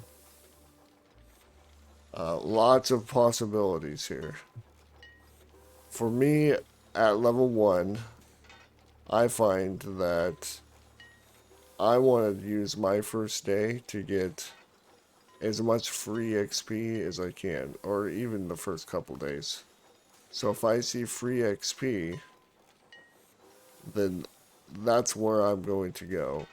getting level 2, level 3, level 4 for free before you ever fight greatly preserves your army. Because at level 1, our as casters, we're pretty damn weak.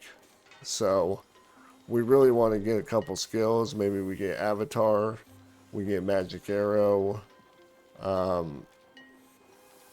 These things are going to help us fight tremendously. So we want to get levels for free before we engage, ideally. There are cases where maybe there's like an easy fight for something good right out of the gate. That's certainly possible. Maybe it's a good fight for Firewall specifically. Maybe we take that fight. But that's sort of an exception. I say generally, I want to get free XP. So, with that in mind, I see these 2 treasure chests. I really want to get them both. So, these are definitely on my mind. But also in the beginning, we're trying to grow our cities. Wood and ore are very important for that. This is actually a really good start, I would say, for average. I see my wood and ore right in front of me. So, I can see my wood and ore. I see these 2 treasure chests. I can make an optimal path here for day 1. I could go down here for the wood, get this ore. Actually, I can get this treasure chest now. I'm going to get that. That's for free. Taking the XP. So, now it's just a question of, do I want to, like, go this way to the right and then to the left? Or to the left and to the right? I would say it looks to me like, well, you want to travel in the dirt the least. So, going over here and then going back looks like it's going to be a little bit more. Because I have to travel back and forth in dirt a little bit more.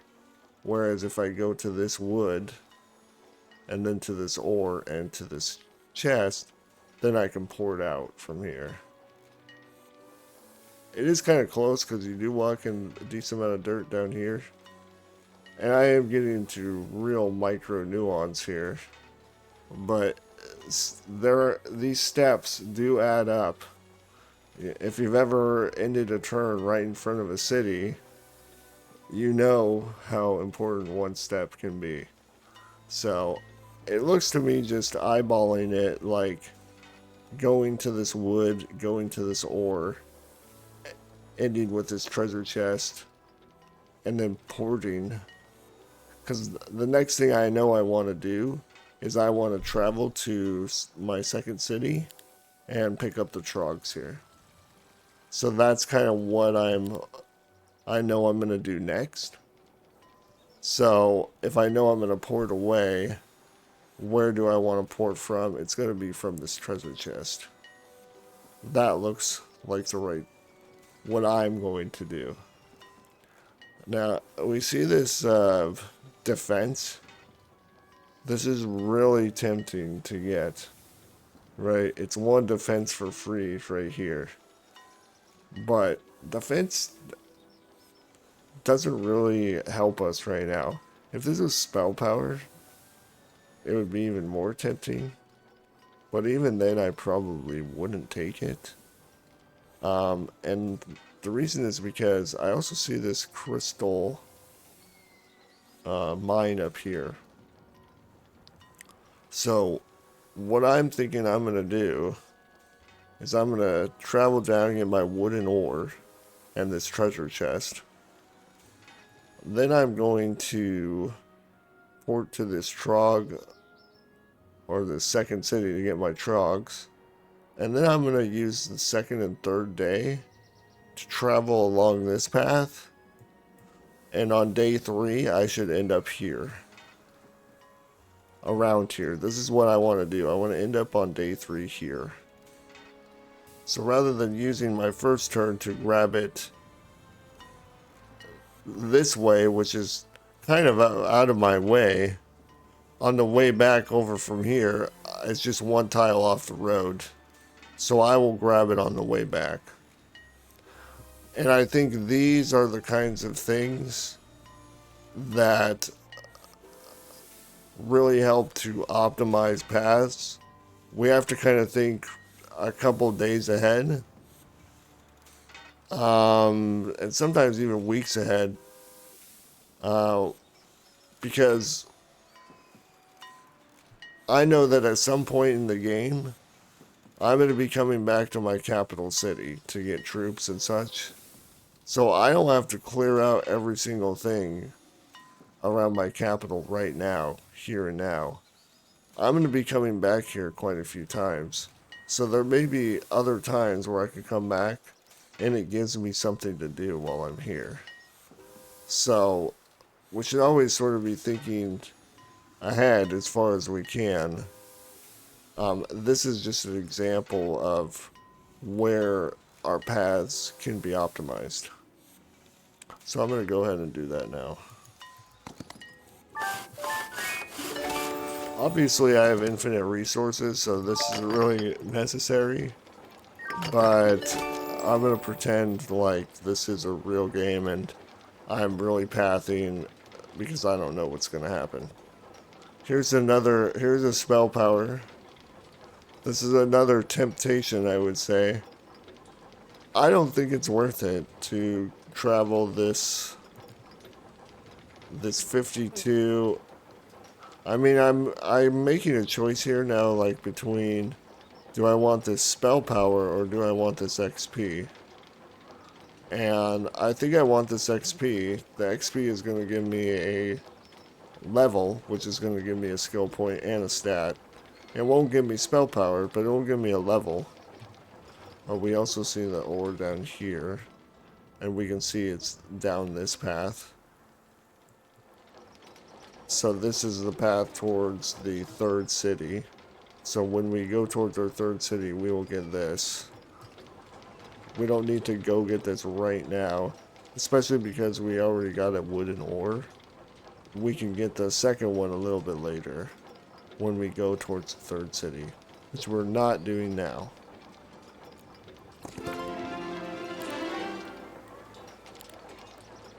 We're gonna select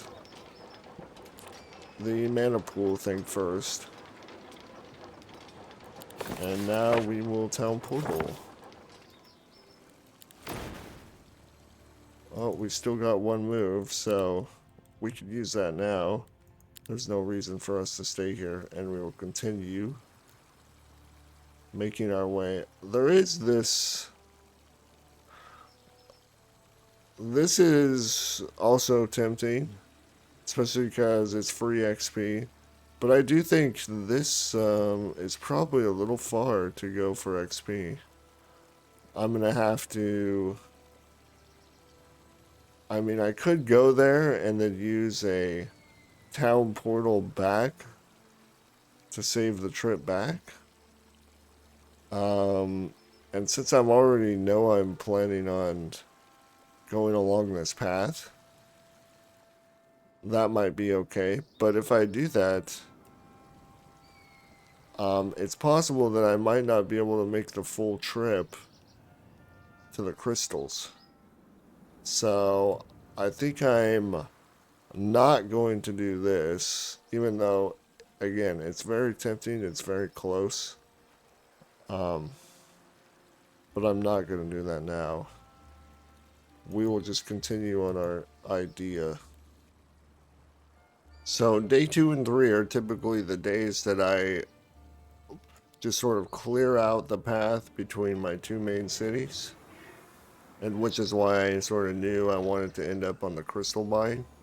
I don't really know what's here. I want to find out. I want to make sure there's not anything I definitely want to get.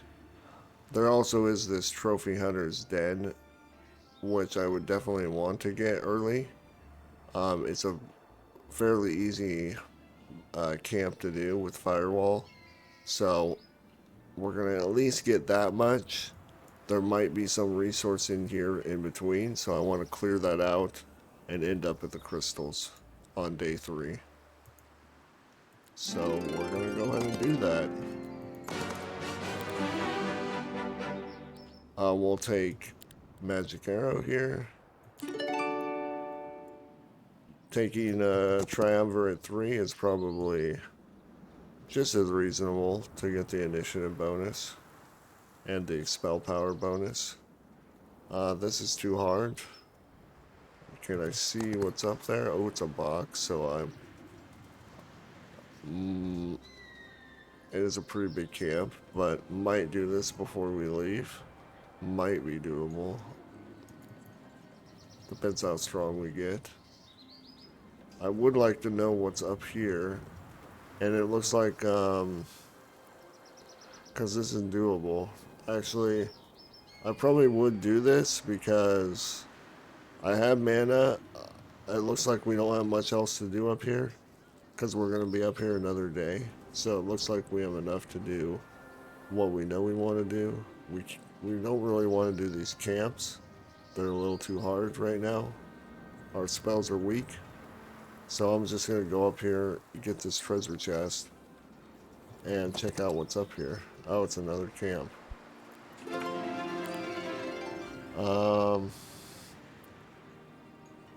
I'm low on movement, so the question is, can I move up here, go down and collect this?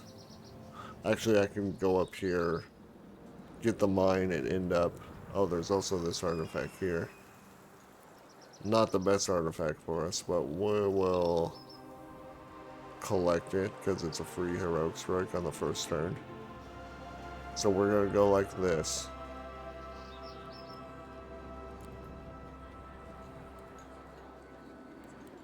Oh, make sure to build. We're going to continue doing eco. So we built gold in the first town. I usually build astrology in the second one. This will give us second wind on day 6. So, which is about the time we get our Medusas. So we come back, we get our Medusas, we get our second wind at the same time. And in the second city, we're going to build a bank. Get our gold going. End turn. So this would definitely be doable in the real game. Even if we weren't cheating. We'll get the initiative. We'll get this camp. This would be doable as well. We would lose some stuff. But if we put firewall by our troops, this is how we can bait them in, get them to go for something juicy, and we would win. We would lose something. We didn't lose anything there, but that would be doable. Now let's see if we can get down there. Yes, we can. Question is, do we even still want to go for this now?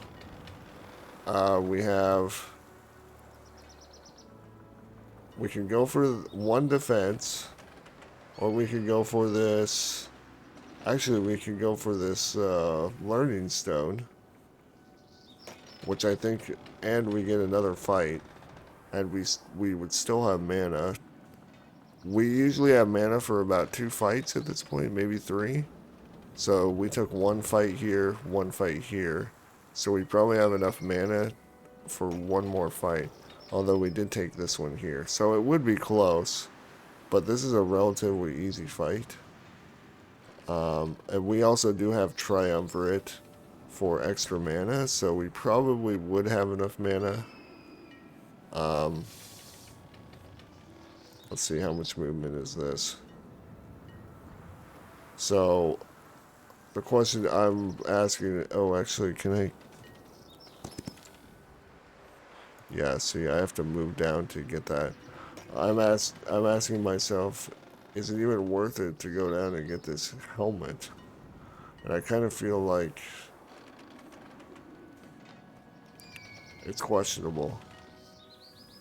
I'm just not gonna get it. I almost feel like getting this gold. Because I can probably, it might be the difference between getting this gold. Or if I can maybe get this. I'm not sure though. So, we're gonna not get that mask. It's not a great mask. It's one focus point. That means one heroic strike in the beginning. That's essentially what it is to us. We're gonna take gems most of the time. It would be situational. I guess we got crystals. We want gems the most. So maybe we'd take mercury, although we also have mercury right here. So we could take gems here. At this point, I do have magic arrow. So thaumaturgy makes some sense. But I think I'm going to... no, I am going to take thaumaturgy because this will be our last skill. And that means we're going to basically get 3 choices that we have to choose one no matter what next turn. Or next level up, which is risky. So taking thaumaturgy here is a sort of safety net to not have to pick something really bad. So we could get the mercury or the gold. I'm going to take the mercury because to me 2 to 4 mercury is worth more than the gold. And this also means that I don't have to get a mercury mine in the first week or in the first fight. We just need a little bit of mercury to be able to build what we want to build, so this takes care of it. So if I don't get the mercury mine, it's okay. And we won't have to trade for it. So now that's the end of the turn, and we're going to move to our capital with the intention of next turn we're going to go be heading towards the 3rd city. And we're going to build up our safe house. So now we're trying to get to Medusas in our 2nd city. And we're trying to get to Hydras in our 1st city by the end of the 1st week. That's doable within our resources. Obviously, we're definitely going to do it with this kind of resources, but it's definitely doable in game too. I'll just pick these as if I were playing, and we'll get the infiltrators.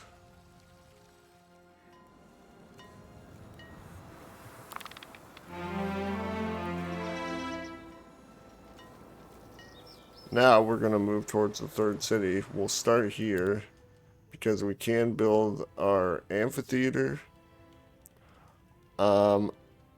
Even though we prefer minotaurs over dancers, it's only going to be 5 minotaurs and we already have a stack of dancers. So I think this is the very small window of where I prefer dancers over minotaurs. And we will just get amphitheater here as well. We'll get our law skill. And we will head towards the 3rd city. Ooh, that's right off the path. Since it's only 1 tile off the road, I'm going to go ahead and get this. And I think I'll get 1 more experience thing, because it's going to get me to level 6, I believe. We get Avatar Insta-Pick. This is a very fortuitous generation with getting our wood and ore. So we're definitely going to get those. It's also crazy that the scout tower is all the way down here. We're also going to get our ore.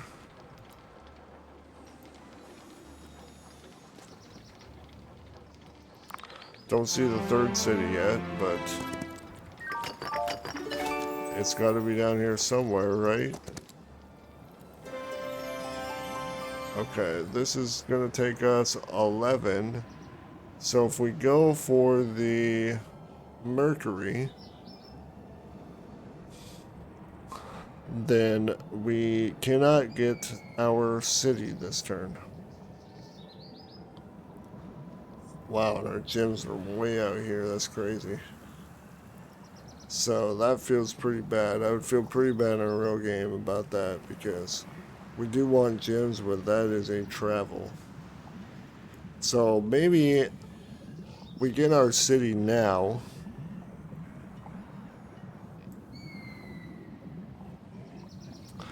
And then the very next turn, we can do the Mercury, we can do the Abbey, and then we can do the Gem Mound in one swoop. Oh, there's this as well. Oh, we're so close. So I think that's probably what I would do. It does feel a little bit bad to travel up this path again. But if we do it that way, at least at the end of next turn, we can port out of here and not have to travel back through the dirt. Because I think we should be able to make this in one path, so that's what we're going to do. We'll get the city. We will build our Minotaurs. And if we have the resources, we definitely want to upgrade this city. Probably gold. It is often the case that we won't have the wooden ore, or one or the other, or gold, to be able to do that. So I would say we don't want to sacrifice our wooden ore, our ability to build like in our main capital and go towards our hydras to build in this third city to do eco stuff, because we're starting to think about the fight coming up. But I think in this case we did get both our wooden ore. We got this trophy hunter's den. We might be a little bit low on gold at this time, so that might be an issue here if we did upgrade. But I think to counter that, since we're going for this Abbey, which would be a hard fight at this point, but we're going to say that we feel strong enough, so we're going to do that. Knowing that we're going to get that gold, we feel more comfortable sort of upgrading this third city, because we also do want to get this city up with a bank, at least. Like if we can get this Visage 2 and the bank as quickly as possible in this third city, it makes this city very good for generating econ for us for the rest of the week and going into fight 1. If we can't get those right now, right away, then it becomes less and less appealing to do it before fight 1. So it is nice to get that as soon as we can, if we can afford it.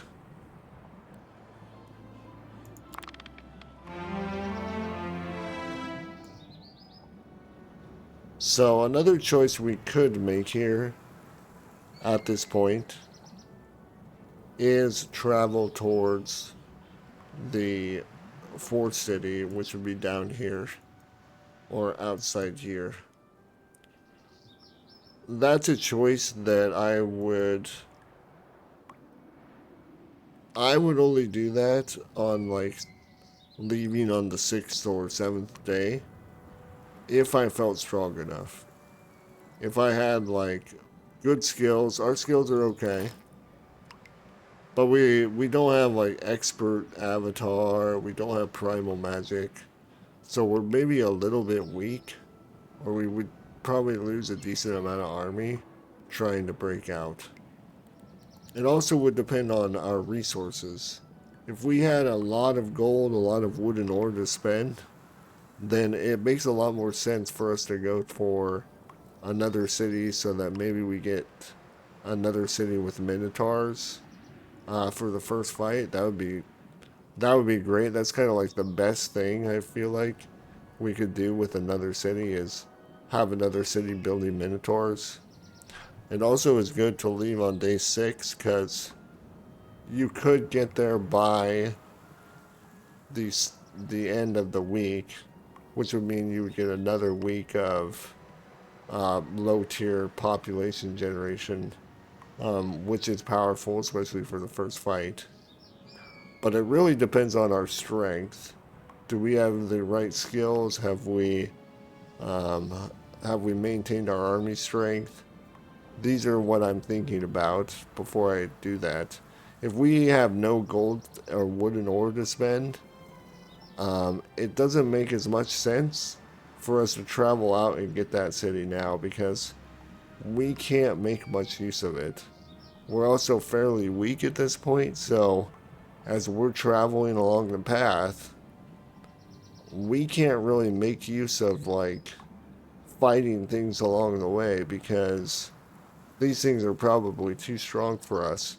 If we can't break out easily, then the things that are on the path along the way are probably going to be too hard too. So we're just traveling the path, not really doing anything, just going to get to the city, which we can't make use of. So I'm going to assume that I'm at a point that we're not feeling strong enough. We also have this very specific situation where this mercury and gems are right here. Um, and it is important for dungeon, I would say, and mage heroes to get all their resources if they can. We use a lot more resources to get spells, and a lot of buildings in dungeon require all resources. So there might be times where we don't get every single resource for leaving the first biome, but leaving behind 2, especially gems, that's going to be harsh. So, and we need gems to build our hydras. So we definitely want to get those. So this is our plan. We get our mercury. We ignore this wood. It's way too far out of the way. We want to go to the Abbey. This Abbey might be a little bit punishing in a real game. It honestly would depend on whether we have a spell to deal with Inquisitors, which we don't. We don't have to spare. So the Inquisitor is the real pain there. But we could do it, so we're just going to assume that we did it. At this point, the main reason to get Thaumaturgy skilled up is to get Archmage. So, and get the +1 level, but we can get that with 1 skill point here and get 1 level. So that's what we're doing. And now we're going to go get the gems. Let's see. Ouch. So this was some very poor planning, because I can't even get here. I really would like to get the gems, and we don't have second wind. So this is an example of poor planning. But we're just going to go with it. And since we know that we're not going to get the gems this turn, we know we're going to be out here another day. So we're going to make the best of that. Actually, I guess we could still port.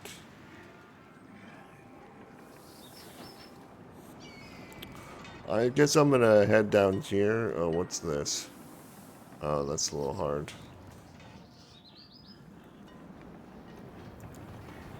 Yeah, so this is just a really bad scenario. I probably wouldn't want to do this. But I might feel like, because these things have very high initiative, I guess it might be okay, and I might be underestimating our ability to do it. So, but we definitely probably would lose some stuff here, so. We also don't have our deuces on us, which makes me feel a little bit more weak. The wing scroll is good. So I guess we got something, some kind of consolation prize. But that was a miscalculation. I really don't want to be there another day. But I guess this is a good example of, things don't always go our way. But definitely there was probably a way for me to do that movement maybe a little bit better. I would have had maybe if I skipped the Abbey, but is that worth it? That's hard to say. It feels bad to also skip the Abbey, but the gems being here is just a total nightmare. Because we really want our gem line, and it's just so far off the road. So this has turned into a real nightmare. We would like to go back to our city now because we just unlocked second wind on day 6. Actually, what I could have done, now that I think about it, is if we had ported from we take this city at the end of day 5, we port to our capital, we start here, we get our Medusas, we get our second wind, and then we port here at the start, then we can second wind and we could get all this in one turn and end here. Now we couldn't port back because we would use our port at the beginning of the day, but at the start of the next day, tomorrow morning, we could immediately port. So that would have been a better move, I think. I would have got here in one day and I wouldn't feel like I have to spend another day out here. But I guess I probably wouldn't need to spend another day out here anyway. Oh, Black Dragon. Which I won't get.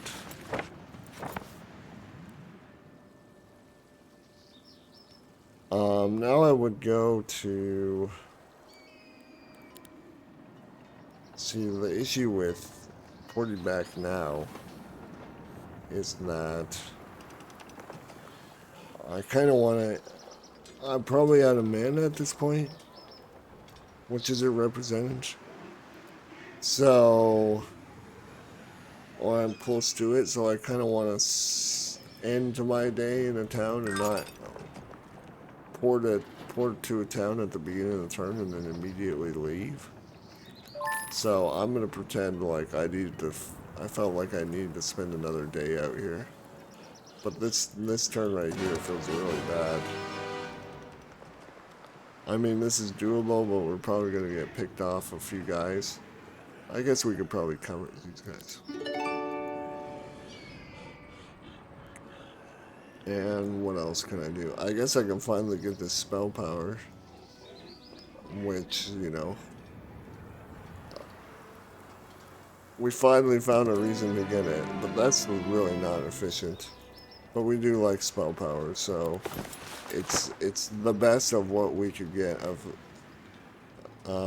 it's making the best of a bad decision and a bad plan. So now we're going to go here to get our army. We did get Hydras. Great job. we would not be able to get hydras here. We wouldn't be able to afford it.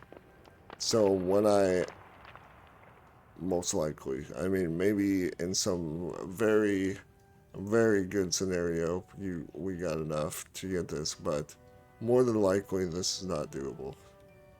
So usually what I end up getting with this spare day that we have in our second city is a marketplace. And I usually won't be building anything else in here. Maybe the marketplace to trade. But I'm not going to probably build in this city again until the first fight starts. Because now we're starting to move closer and closer to the combat phase where we want to think about actually being ready to fight. Get all our stats up, this kind of thing. So I have not been keeping up with my laws. We're going to go ahead and get our Trog law. Since we probably got our gems late,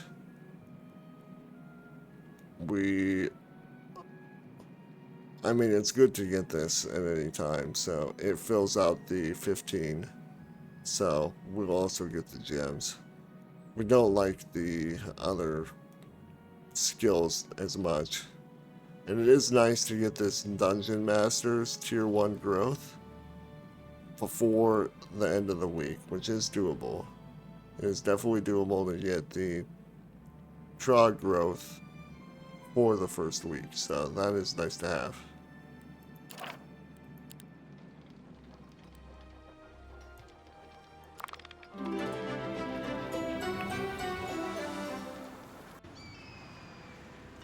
Now it's start a new week. We're definitely thinking about fight 1 now, and so we're going to be looking around for the things that we feel can improve our hero the best for the fight. Let's start with what we can actually build first. The first thing that can really help us to fight is getting a fireball. So on week 2, day 1, I always get fireball if I can afford it. Since we got Ice Bolt, I usually will upgrade that spell too, because it is very good in combat. Especially because we can bounce between Fireball and Ice Bolt on different turns. And weave in a Lightning Bolt for efficiency if we run out of mana. So we will do that. We will get our army. Now, in a real game, it might be very hard to afford all of this army at once. So this is maybe not the best simulation. So probably at this point though, I would take the Hydras, not get the Medusas, or not get the Minotaurs, not get the Infiltrators for now, and go out with a force like this. Because this is a good fighting force. And then I will port back at the end of day 2 to pick these guys up, which I couldn't afford. So these units are a simulation. I couldn't afford them right now. So, but I want to go out with these troops because they're good for farming. And I don't want to lose Minotaurs or Infiltrators right now in these combats. Whereas if I lose, you know, some Dancers, I don't really want to lose Dusets, but if I lose Dancers, they're kind of like the most expendable, so. And then in City 2, we might be poor as hell at this point. So a lot of times, I end up not even buying anything at this time in second city. So I'm going to pretend I can't afford anything right now, which is totally okay. I mean, ideally, you could keep building, but if I am building, I'm building cheap stuff. Maybe the resource depot, maybe I hadn't built a marketplace yet.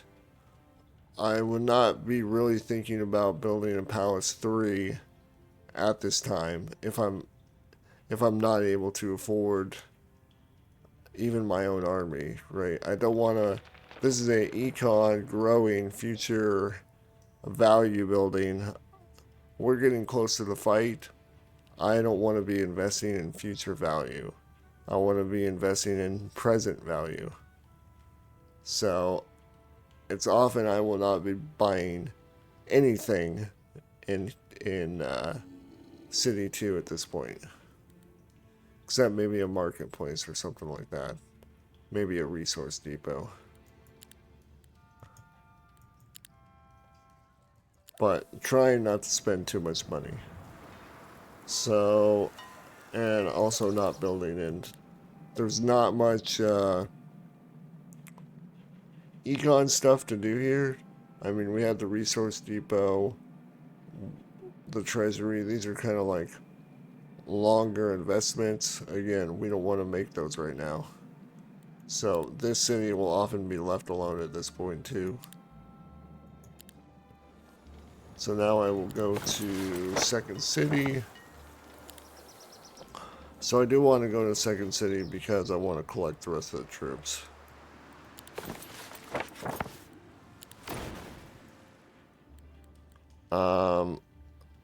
So we will collect all of them.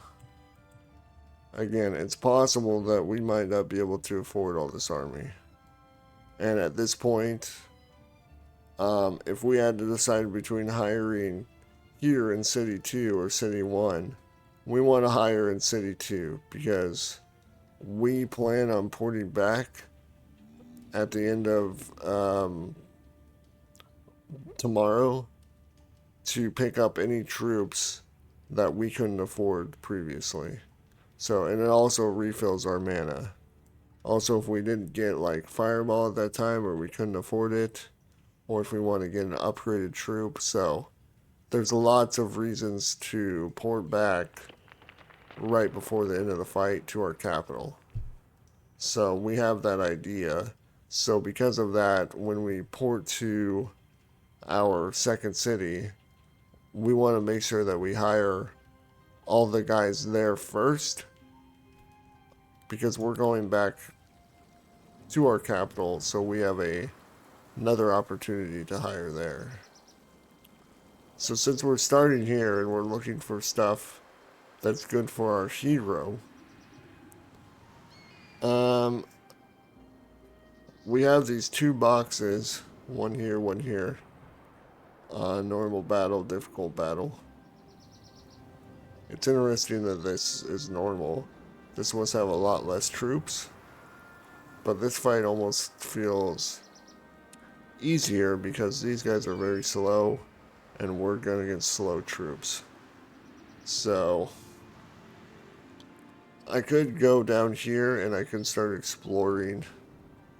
Well, we know we're going to go here for sure. So what we do from here is a question mark. So we will do this first. And we'll go down here.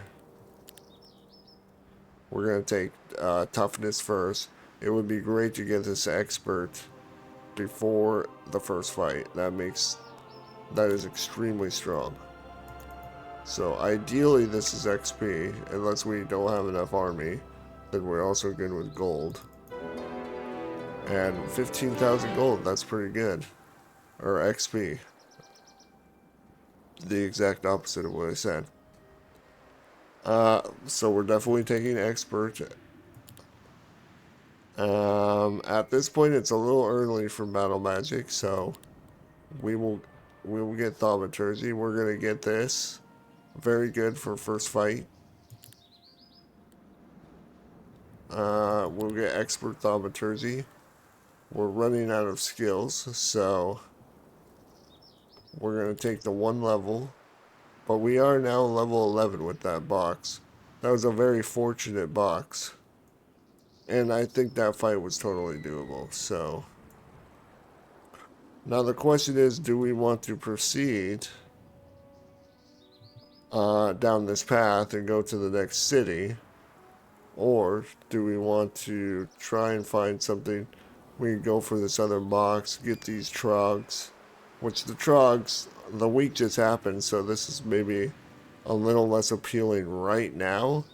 This might be something to do, like, if we come back here around day 6 of this week, we can do this little section, get the Trogs camp for the end of the week, get this box. That might be something doable, but we could want to do something else on day 6 of this week. There might be much better thing to do. So if we don't do this now, we might never do this. It's kind of hard to say. I usually don't like going towards, because if we go this way, we're kind of like committing to going to another city outside of our biome. And I don't really like to do that on week 2, day 1, because if we do not make it there by the end of tomorrow to the city, we don't really want to port back to our capital tomorrow. It's going to feel really bad if we go all that way and we're in a decision between being a city, 4 tiles away, but we have no mana, or porting back and collecting our army. So I guess if we had collected all our army already, I would feel a lot better about leaving. But if half of our army is here, and we need to go back here tomorrow, going and committing to the town out here is very risky. So I think in this particular case, I'm just going to do this for the rest of the week. There might be other stuff up here. This will get me this box. It'll give me these trogs. I might never want to come back here once I leave the biome. So, with all of these factors in mind, I'm just gonna do this now. Commit to it. This makes sure that I'm not gonna feel bad about porting here tomorrow. So let's just go ahead and commit to that. This is an easy battle, so I can also do this on the way. This artifact is pretty... I mean, the artifact alone is pretty bad. The enemy creature abilities, I don't know how... I guess it's probably okay against Temple, but I'm not sure how good the artifact by itself is. But the two item bonus is pretty good, and so is the 4 item bonus. So I don't like the item, but the set bonus are pretty good, so I will get that. The reason I'm even considering is, like, is it worth the step to go get that? And I'm going to say yes. Because if I get another of that set and reduce their turns by, or add to their cooldowns by 1, that's pretty strong. Oops, and not that it really matters here, but I should have got that upgraded thing first. So now we will... Let's check out our... So a lot of times we do have to get resource riches to even get our army at this point.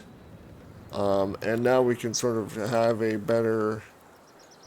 If we get all of our army here, once we have recruited our army, then we can immediately start switching our mindset to Econ again, because that's where we're about to transition into.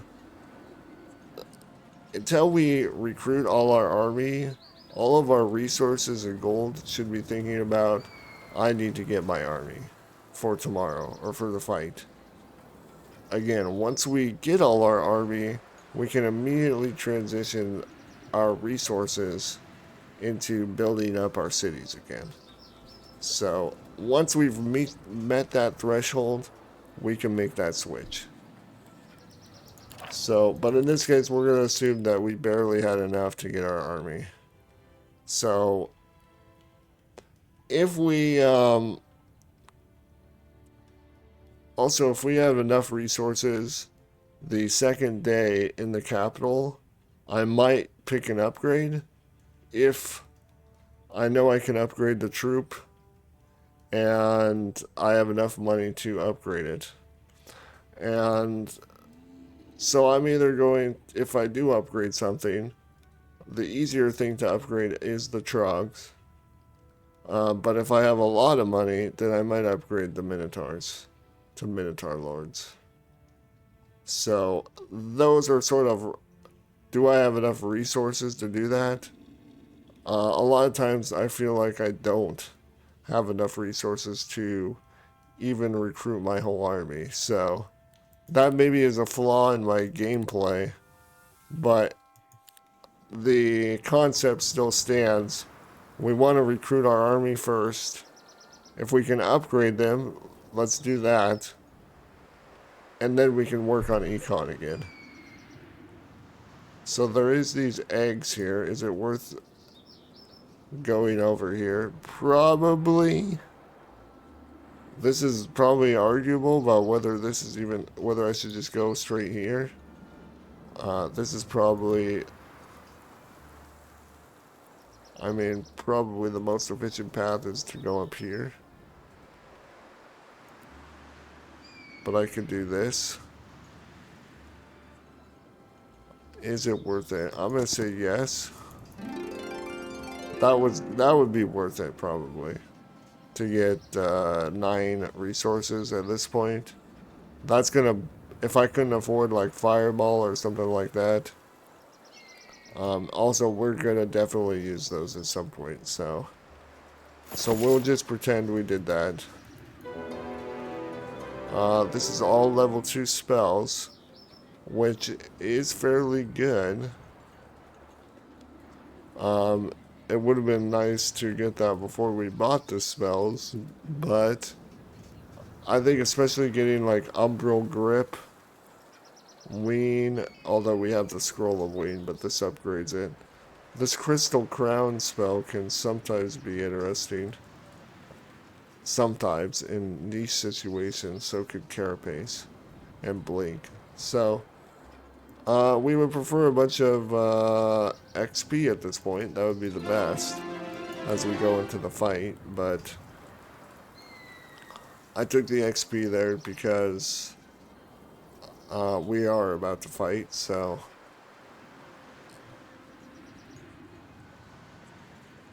I don't know that I really want to get Nightshade right now or Wisdom.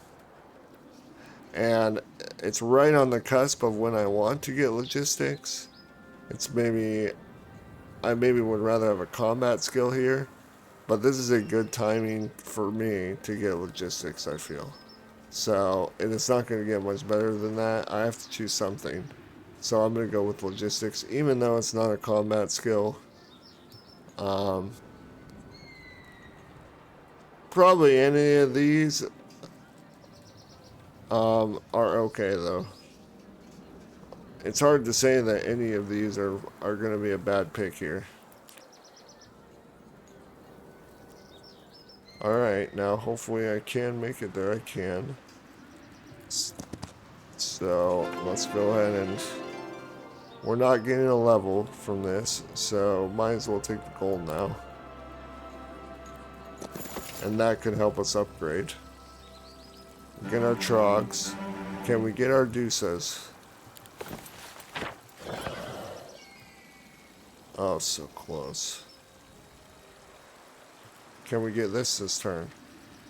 We should probably do this because we can actually get to it. It would be great if we can move. See, going to these eggs actually costs me being able to go to the Medusa. And getting Medusa this turn, so this maybe was not worth it in retrospect.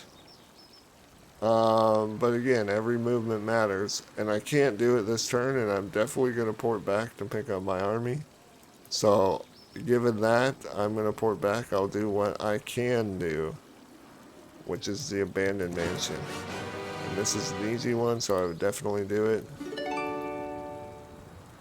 And now we gotta port back and pick up the rest of our army.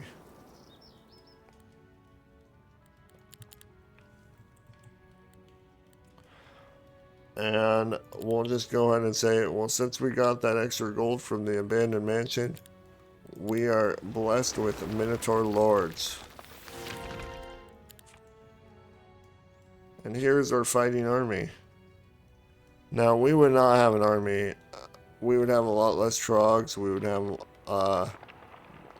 maybe no infiltrators. Very few infiltrators, but that would probably be our army. And this is an army that is going to be fairly strong. The thing that is the most unfortunate about where we're at is we have no primal. And it would be nice to have primal, but especially to reduce our cooldowns, get that extra spell power. But our spells, because of sorcery and thaumaturgy, they are level 4. We have a level 4 fireball, level 4 ice bolt. Our weed is level 3, which is nice. Utility. We have level 3 thick hide, which gives us affecting all friendly creatures, so that's good. And level 4 lightning bolt. So our army is probably comparable to theirs, maybe. And our spells are very good. So I would feel like going into a fight with this, especially being level 12, getting that XP box, that helped a lot. And having expert avatar, that's definitely good. So this would be a pretty good fight, I feel like. We don't have any artifacts. That's probably our weakest aspect. But I don't think we had a lot of opportunities to get artifacts or good artifacts. Like this artifact is not great. So our stats are a little weak, but I still feel like with this setup, this is probably above average. Now from this point forward, I'm going to sort of speed run through things and give very high level thoughts, because the game state at this point after a fight 1 could be completely different from the next. So it's really hard to talk too much about what to do until we actually are in a specific situation. But again, I do think there are some very general ideas that I have that I sort of stick to as best as I possibly can given the situation. So a lot of times we will be in this sort of setup where we have 3 cities, we have all our resources, the fight just finished, we have a good army. And so now in this sort of case, what I'm going to be thinking about is going and getting our 4th and 5th city. Also, this is like the fight just ended, so we're now back in a stage of we want to grow our economy, we want to build up our cities. We're focused more on resources than our, going and getting artifacts or stats for our heroes. We want to build up our cities, our economy, and grow. Now is the time. We don't have to fight for another 10 days. So this is sort of the general mindset. So I'm just going to go towards this city. This thing is here, so even though it's only like 5 steps, it is something. And if I, missed a city by 5 steps, that would be sad. So this 5 steps could make the difference. So I'm going to go for this city first, just because of this. Although this is kind of juicy. But might actually probably... What we could do here, this is very nice, the spell power thing. What I could do is, how much movement is this? I can do this movement, win this fight, and come back. Oh, but I'm a little bit... I'm unfortunately a little bit short to do all of that, but we could second wind.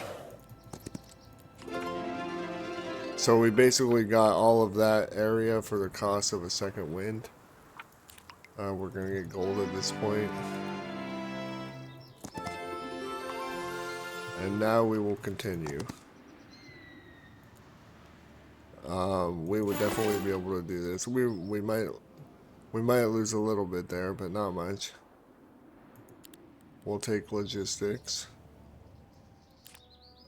Negative mana on our global spells. We would not do the Dragon Utopia yet. We're also going to stay on the path here, but we'll collect anything on the path.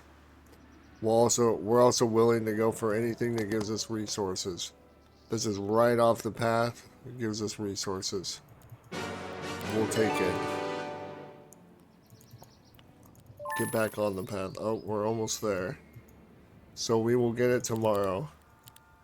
We're focused on Econ. We have a lot of resources at this point is when I start thinking about Palace 3. But if we're not doing well in that regard, and we should definitely get this iron ore law first. It's definitely going to be worth it by the end of it. So we will get this now. We are in Econ mode. So great time for it. So again, if we had a lot of resources, go for Palace 3. That's nice. But we want to start building up our fortifications by the end of this week. So we're going to start doing that now that we have our ore laws. Oh, I also did not do my second wind upgrade first. Order of operations error there. So we're just going to assume for now, I might get this resource depot now. These things pay for themselves pretty quickly. So just to conserve on resources, and it's only 2,000 gold, I might pick the resource depot here. Like if I was maybe short on ore and needed like a little day or two to get more ore, then I could go for the resource depot instead, because we really just have to build 3 forts. So we need 3 days, and right now we have 5 left by the end of the week. So we have 2 spare days to sort of pick something else to build. But also for the second city, another goal we have is to also get the Hydra place here. So we kind of have 4 things we want to build here for sure. We want to build the 3 forts and the Hydra place. So that gives us 1 loose day here, which would be good for like resource depot or treasury. So in this case, we used it for the resource depot. And now, also, you know, if we have a lot of resources, we can also do some econ stuff here in the 3rd city. So I would say this sort of build-up is very resource dependent. So if I don't have a lot of resources, I'm not doing this. But if I have a lot of excess, they're going into this city.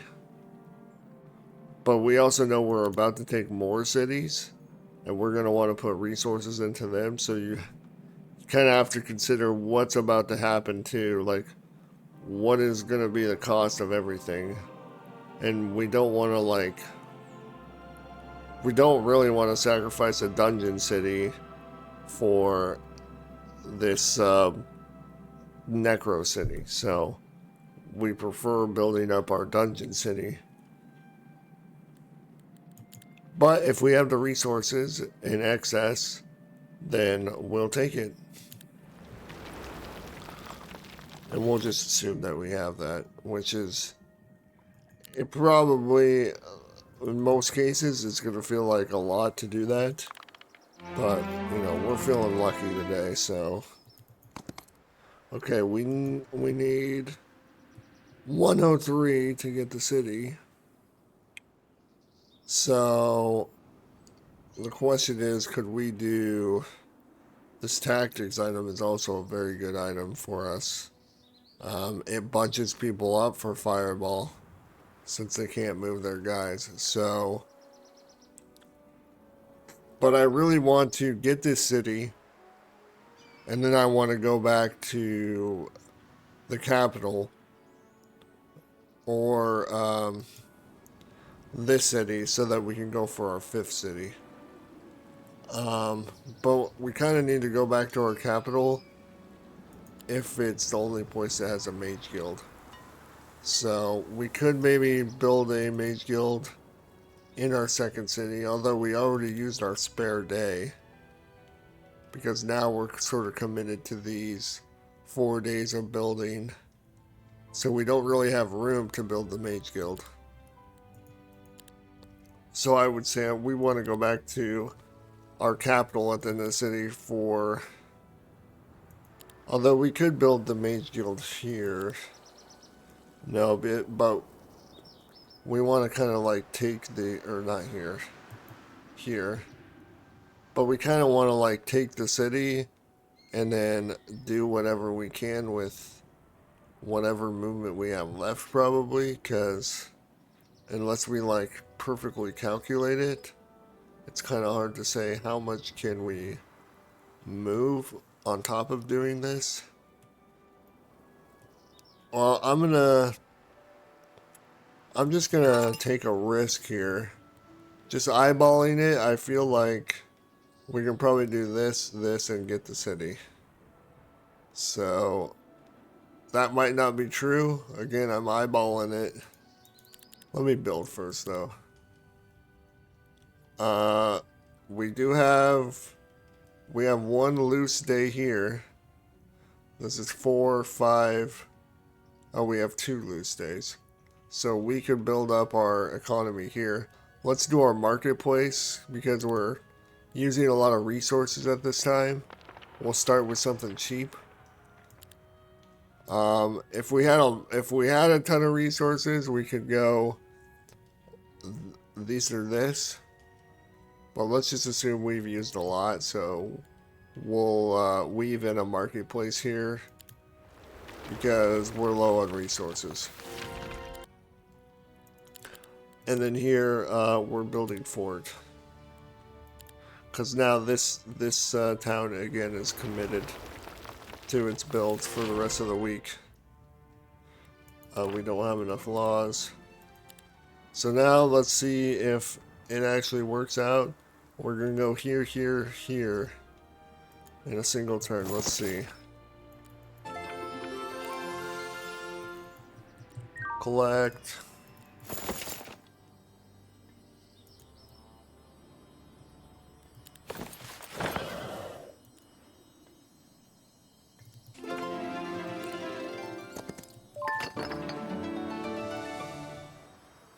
Oh, we had plenty. So, that is good. That's probably actually more efficient to do it that way too. That leaves us enough movement to... Let's see, what can we do? Can we do... This scroll is interesting, this enchanted scroll. I mean, sometimes the spells on this could be like game winning on a level 4 scroll. I mean, if this is a tier 5 spell, it could just be game winning. So, we're going to go for the potential game winning item. And since I only have 17 movement, I don't think I can do extra to like take a little detour here. I think it actually costs me being able to get the scroll. But since I am here, I'm going to recruit all these guys.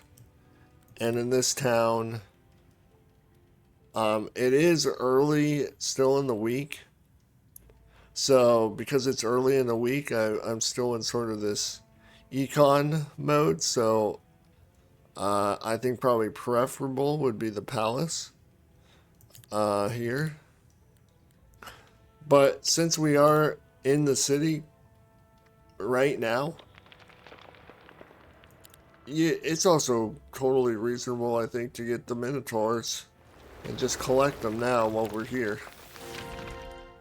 Although we have upgraded and non-upgraded, so that actually is kind of awkward. But since we're here, might as well collect them. Actually, thinking now about how they're unupgraded makes me feel less inclined to do that decision again. If I were to do that over, I probably would do the palace, but this is what we did, so we're living with it. Now we're going to get our scroll. We get terrain penalties for the upcoming eventual desert. Okay, level 5 Shadow Army. Very good spell.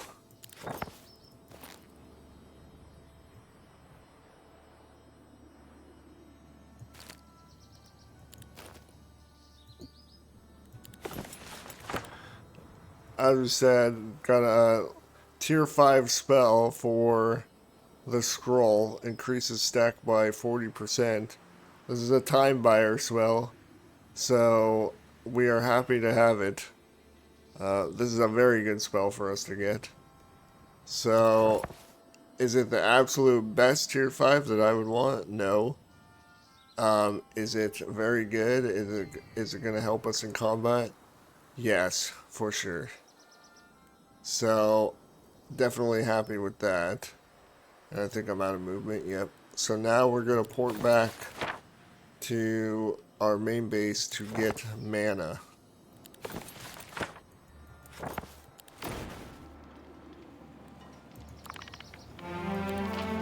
Let me just make sure. I think at this point, now that we have the ore law, we can get tactical advantage. If it was closer to the end of the week, I would take the Minotaur dwelling. But since we'll be able to get these 3 points later, I'm going to take the initiative one now.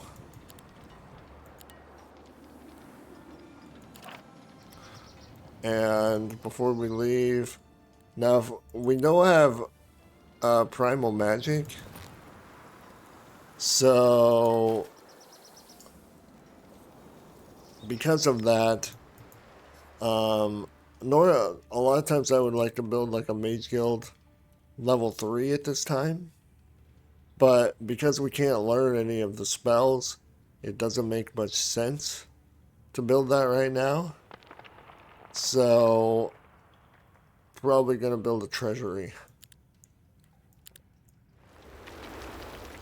And there's nothing to do here in the city for our heroes, so this guy is committed. Actually, we're about to come here, so let's go ahead and build the Hydra Den.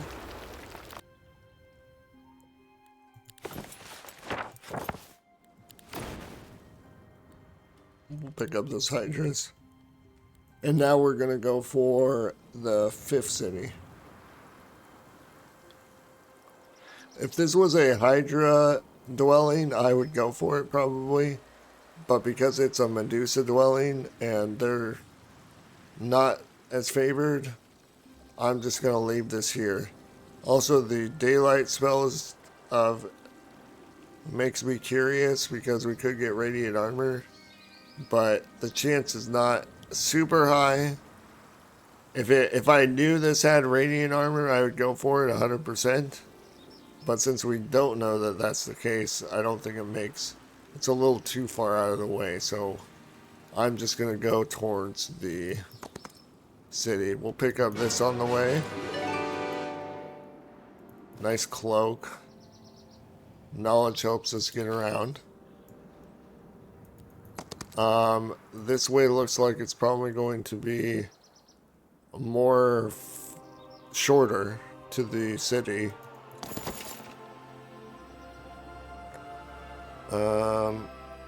Daylight. plus spells. We're not going to go off the path. We're just going for, although we are in a resource mode. This is artifacts. So it's more of a, we're getting ready for combat type of building. But it is so close to the road. It's only 2 steps off. And I think probably we want to get to the city, I would say, by the end of tomorrow. I mean, I guess it would be nice if we got there today. But usually I plan for taking 2 days to go get a city. So we're already in the zone and we got plenty of movement. So I feel like for sure we're going to get it by tomorrow. And this will not like hinder us from getting that. So we'll go ahead and take this as well. Not going to take this. Although it says difficult battle, but it's getting to a point since I auto win battles where this army is like not 100% realistic. So some of these battles are going to appear easier than they actually would be. This fight is actually probably would be pretty hard. This, although this daylight spell with the plus daylight next to it is very tempting. But I think in a real game, I probably would not take this chance because this would probably be a harder fight. And I probably would lose at least something. And I would probably have a little bit more fear of dying. So I'm not going to take that one. This one, on the other hand, Hydras are usually not that hard for us to kill. And we are going to lose some stuff, but this helmet is extremely good. Again, this is like a hero building thing, but we're probably not going to walk this path ever again. So we need to keep that in mind. This helmet is probably going to be worth this fight. And if it says normal, that means it's going to be a lot easier with our spells because these auto battles don't take that into account. So I'm going to say we're going to take this. I think the obvious choice here is daylight. It's the only skill that I ever would really want on this list. There is something to be said about this is for the subclass, but I'm not going to get that subclass. I don't have the right skills. So daylight here. Not the most ideal, but this does allow us to maybe try out a judgment build.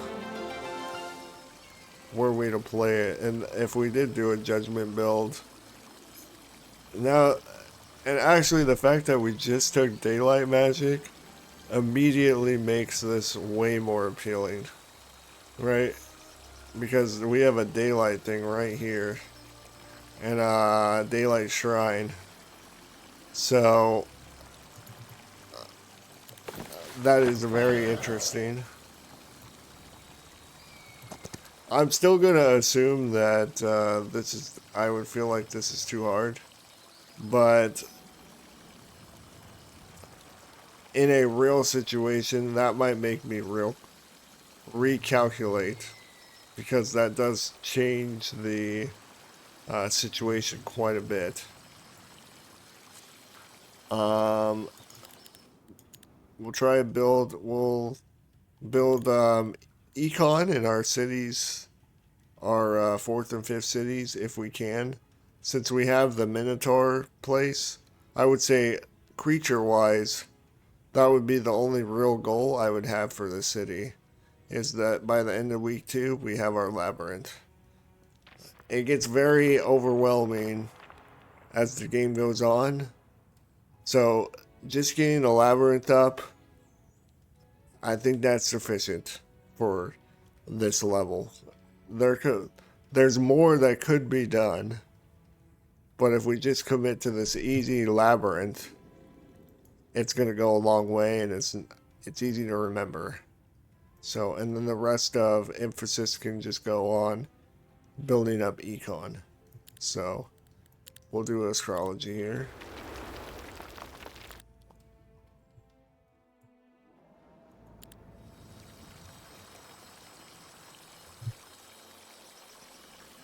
And we will continue our movement.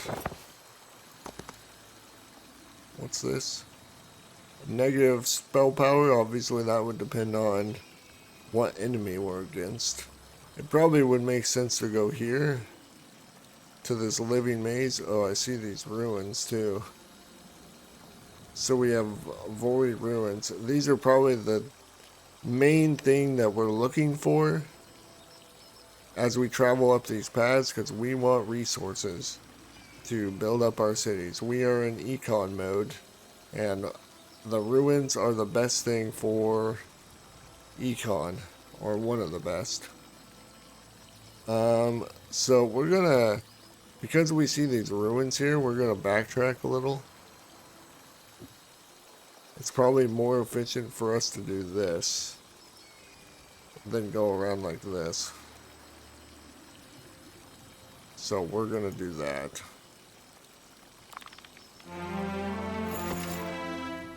We'll take spell power every time.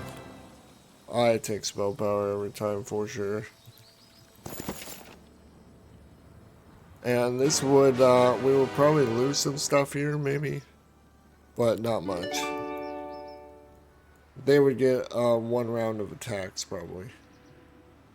Maybe two. So we would lose some guys there, but for sure the ruins are the main thing we're looking for at this time. Now we continue to get our city.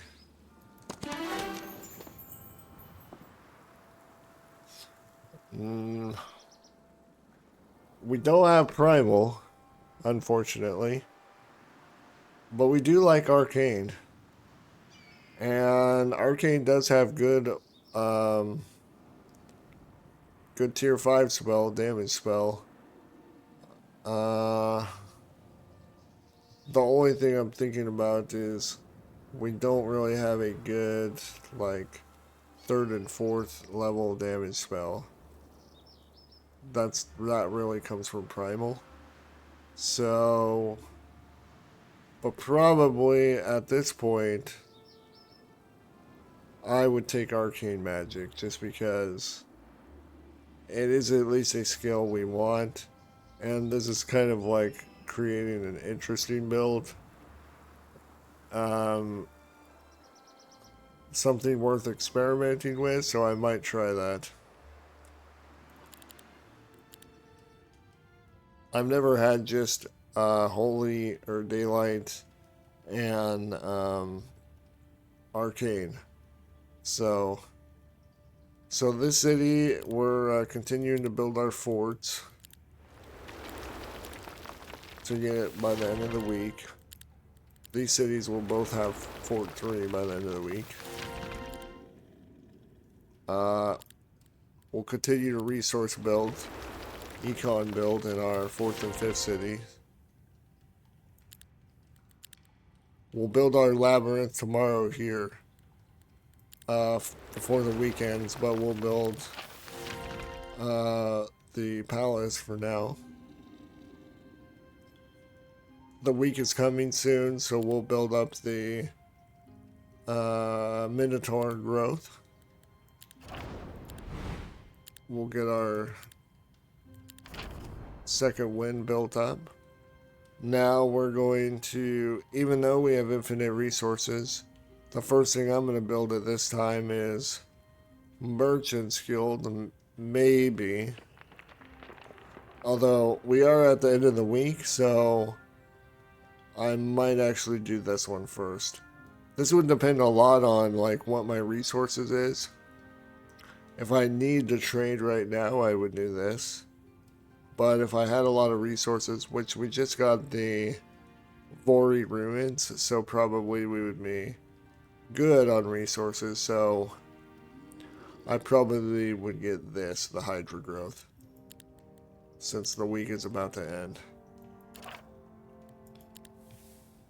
Oh, let's pick up our guys.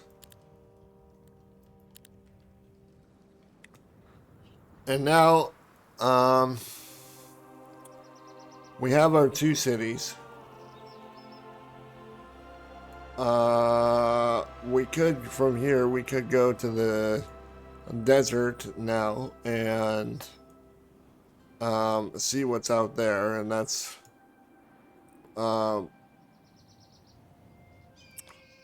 probably one of the best plays, if not the best. Especially because I don't see anything particularly super strong. Like, I'm looking for like monasteries, things that will give us easy stats, artifacts, which I'm not really seeing very clearly. So, I do see this box. It's a normal battle, so I probably would do that with what we have left. We have 2-second wins. Grab this.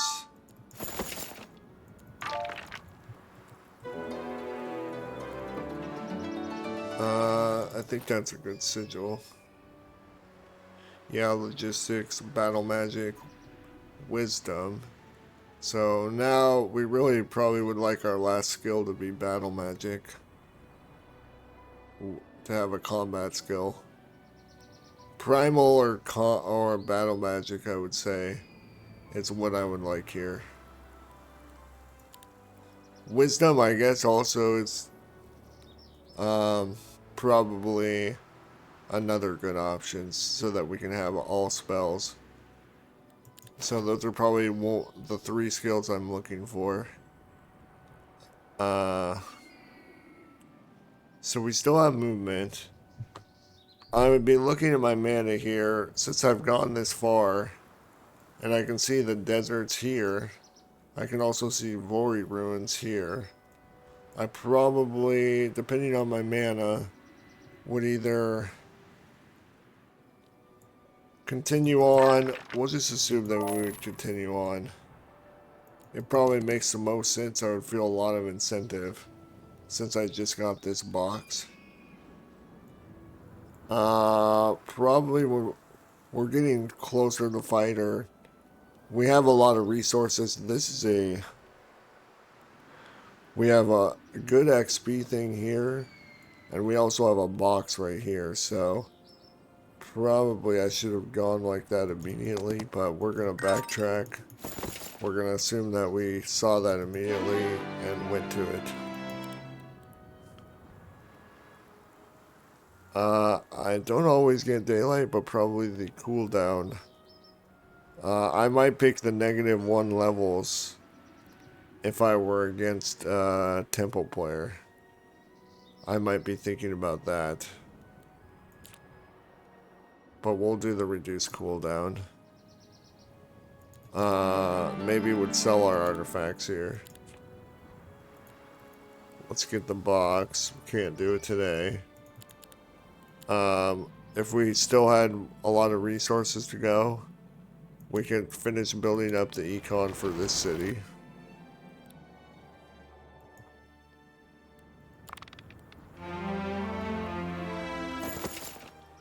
Get the box. Now we want to head back towards the road. Oh, that's a pretty good ring. We see the scroll, so I think we're going to head back this way. We didn't get this mana ring, which is a nice ring, but probably we preferred the XP in these boxes. It made it very appealing to go this way, so check this scroll. Wow. This makes it so that getting primal skill has basically been done for us. Like, we got the main thing we wanted out of Primal. Pretty fortunate scroll there. So that sort of makes it so I don't care so much about getting wisdom or primal skill now.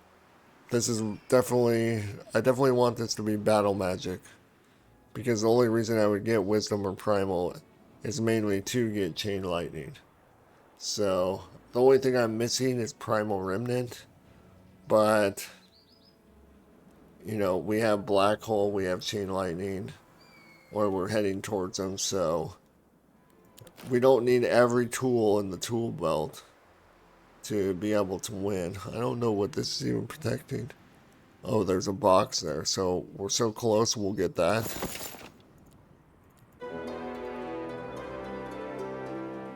This is a very nice offhand. Oh, there's just so much to get here. I kind of wanted to go to the desert, but all these items are actually so good. This ignore 40% of magic resistance. If the enemy goes resistance skill, this basically counters it. So I feel highly compelled to get this.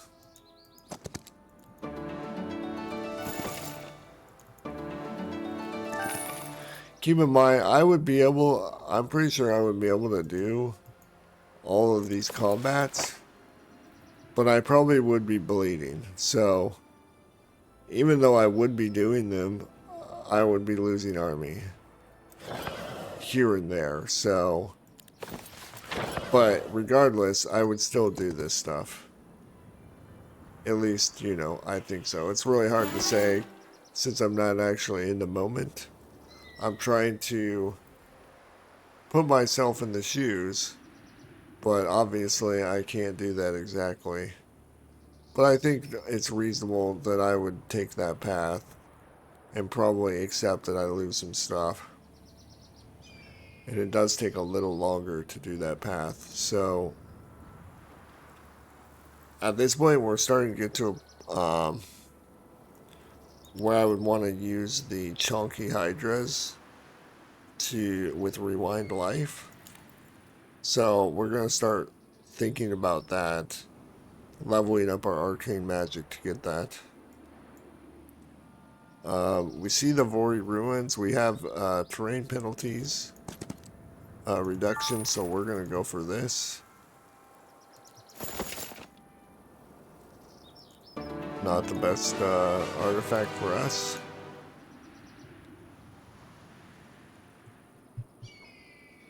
We are getting low on mana. I probably would be close to out of mana at this point, if not totally out of mana. So, since I'm not actually casting spells in combat. So, I'm just going to assume, even though I could, you know, if I had mana, I would keep taking stuff. But at this point, I'm just going to assume that I'm out of mana. So really, I just want to try and get to the desert city now. It's the last day, so we're just going to finish our forts.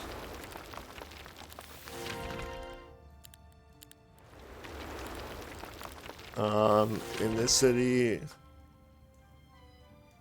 building fort doesn't do much for us, so we'll just build the best Econ stuff we could with the resources given. I guess since we just took the Vori ruins, we probably could build a Palace 3 in these cities, although this city doesn't have a labyrinth, so it is day 7. So we're going to pop that out. And we'll also get this, because in a real game, we probably want this at this point. And since the week is about to start, I think I probably would feel compelled to get this, even though I don't necessarily feel strongest about Medusas. It is right on the cusp, so I probably would think about doing this. Although I'm kind of on the fence about that. I feel like for efficiency's sake, I should get a growth thing on the day 7. But probably, realistically, I should just get this Elite Hydras thing, and who cares? I mean, the Medusas are not our favorite unit here. They're an attacker, so let's just make our Hydras better. It feels like we're breaking an efficiency law there, but I think that's probably what we should do. So let's just head to the town. We're pretending we're basically out of mana. We still don't see the town. Even though I don't have mana, this probably would be a doable fight, even with the little mana. I mean, the new turn just started, and it's only one tile away. So I feel like this is pretty much irresistible. So we would get this. And we're getting closer and closer to fighting, so I think that would be just too good to pass up. Where is our city? 1,000,000 miles away. Hopefully we get there this turn. Wow, this is a long road. Got there with our last movement. Actually, we had one more. So now what I usually do for this city is I build my mage guilds in this city.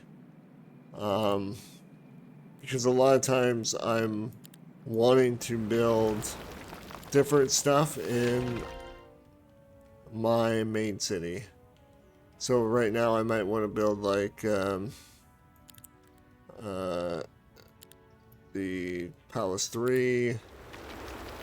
Might want to be building upgraded buildings as well. We are moving towards the fight. So now we'll be looking at our resources, and we probably would feel a little less compelled to keep building our Econ buildings. And now we're kind of storing up our money to make sure that we can build our entire army. Once we have secured the resources to build up our army and upgrade it as needed, then we can switch back to building Econ again. But let's make sure first that we can take all of our army to the fight.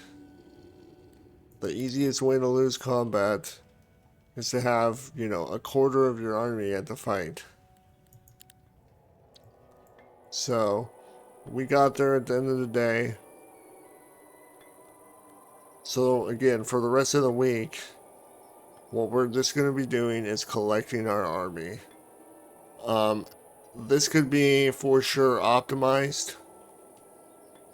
And you could do it in less than 4 days.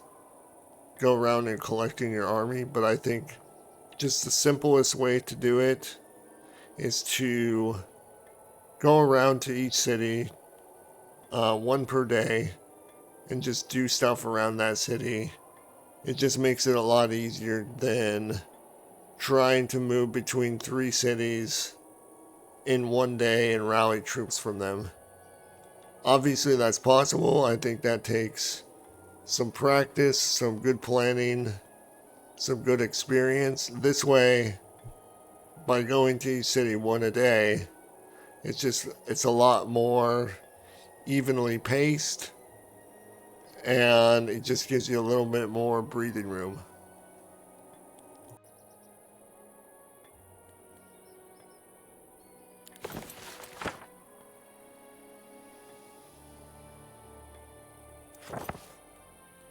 We'll start in Maze of Mazes. Let's also check our buildings real quick.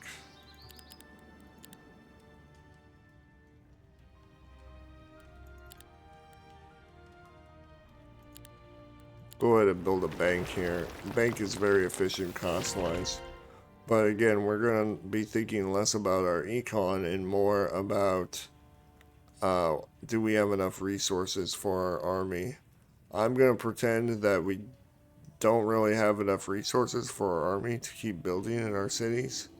So I'm going to build minimally until the rest of the fight. So we have enough for our army.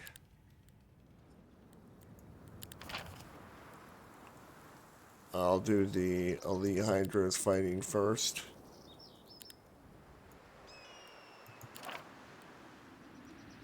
We're starting to build up our army talents.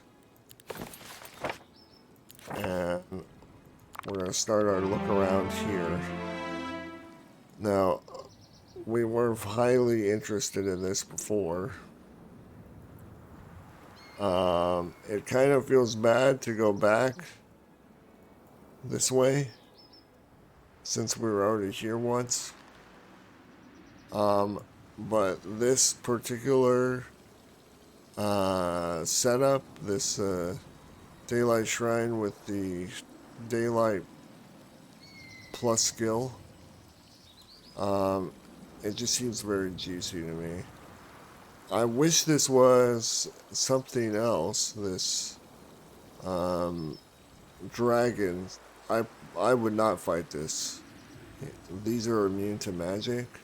So, even though I think this experience and level up is very nice, I would not fight this. Magic immune enemies like dragons are very hard for us as magic people, if that makes sense.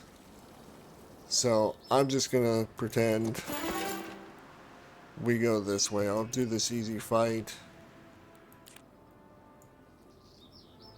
Do see a box up there, but I'm not gonna go for it. Oh, I forgot to collect the army. The whole reason for me to come here was to collect the army. So we'll just, whoops-a-daisy. I was supposed to collect the army there. That's like the main reason I'm here, so. And this is sort of like us making the most of being here, so.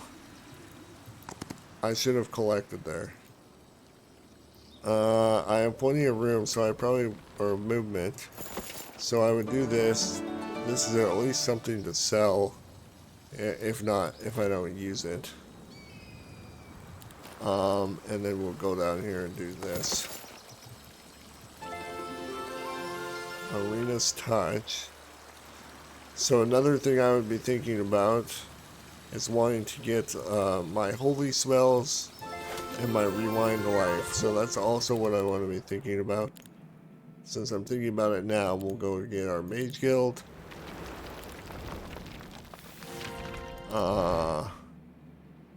We already got Radiant Armor with an upgrade, which is the main thing we want. We could get Clear Fog, pay for it, it's pretty good.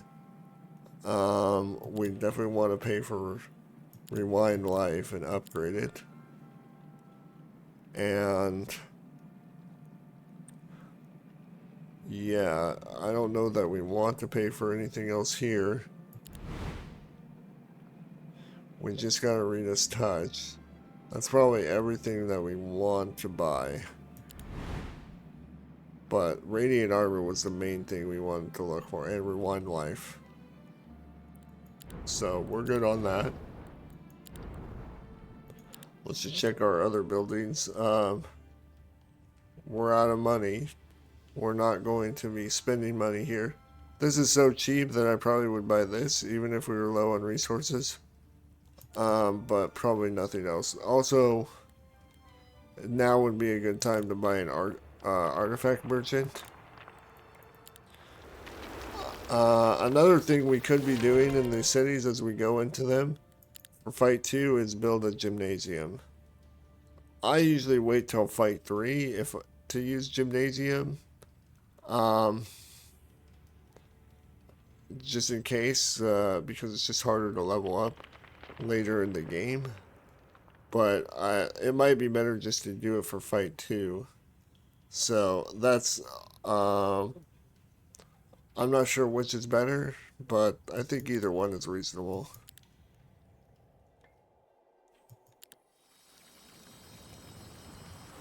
I mean, getting it for Fight 2 helps you close out the game. So maybe we'll just simulate that this game. We do have second wind. So we'll just use that. Collect anything we can. Which way looks better? Looks like there's at least a guard here. Could I get up here? No. Did we get this knowledge? I'm gonna go up here because of this camp. Ooh. Ring of neutrality. This is definitely good for our hero because we're never gonna have leadership or luck. So we would get rid of the spell power ring probably. I mean, obviously if they're a mage hero, we would keep this and get rid of and not use the ring of neutrality, but if most people are might heroes, so that's probably what we would do. And we're out of mana, so we will move to the next city. And let's just recruit now, since I'm here. And if you're feeling adventurous, and you want to start building towards even more stuff in your cities, you could be building these dwellings or these creature places now as we're going through the cities to have even more troops. So that makes sense. I think a lot of times the resources don't permit, but if you have the resources and they are not getting overwhelmed, then I think that's probably the best thing to do. But I'll assume that for the most part, we're not focused on that. We're just trying to keep our head above water. Let's go ahead and do these first. Let's get our Minotaur fighting style. Gives them plus speed and initiative, so this first talent point is very good. The second one gives them plus 2 damage. So the second point is not nearly as good. So we'll probably use our next points for these attributes. We're saving up our points for Dimension Door now. These neutral points, so that's what they're being stored up for. I would like to have the upgraded Hydras for the second fight, so we're going to build those now, or the building for it. This city we're going to sort of leave as is. Assume we're resource dry. And this city we could build, I'm mainly thinking about mage guilds here. We don't really need to do that now, but maybe try and get, if we can get Black Hole for the second fight, that's very strong. Also, if we could get Judgment for the second fight, that would also be very fun. Do we have, let me see real quick. So we have Expert Arcane, so we can learn without visiting the Mage Guild, the Black Hole. So it would be nice to get Expert Daylight Magic by the time we fight, so that we get the Judgment spell learned as well, without actually having to go to that city, because we're not going to that city before the fight. We're working our way back. So, what's the best thing to do here? Well, we do have this other +1 levels, but at this point it's kind of like overkill, but it does have this experience. There's also this box here I can see some other stuff down here that might be good. I would say out of everything that I see here, this direction looks the most appealing to me for sort of what helps me right now. It's got XP, it's got this box. This fight is harder, this chillin' fight. It's got a box, but it's harder. And it's not clear what's around this either, so we're gonna head down here. Ooh, the leadership is interesting. That's not very good for us. Gold, so that would be very nice if we're running low on gold for our army. We got expert daylight.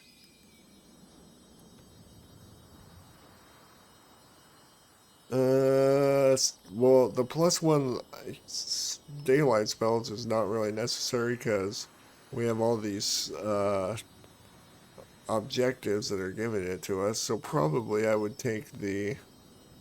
Although I have been thinking about the using judgment in combat, so I probably would take this actually. Even though I think the speed of light is pretty interesting too. But I probably would take this just to get even more damage out of judgment. So we're just gonna go with that.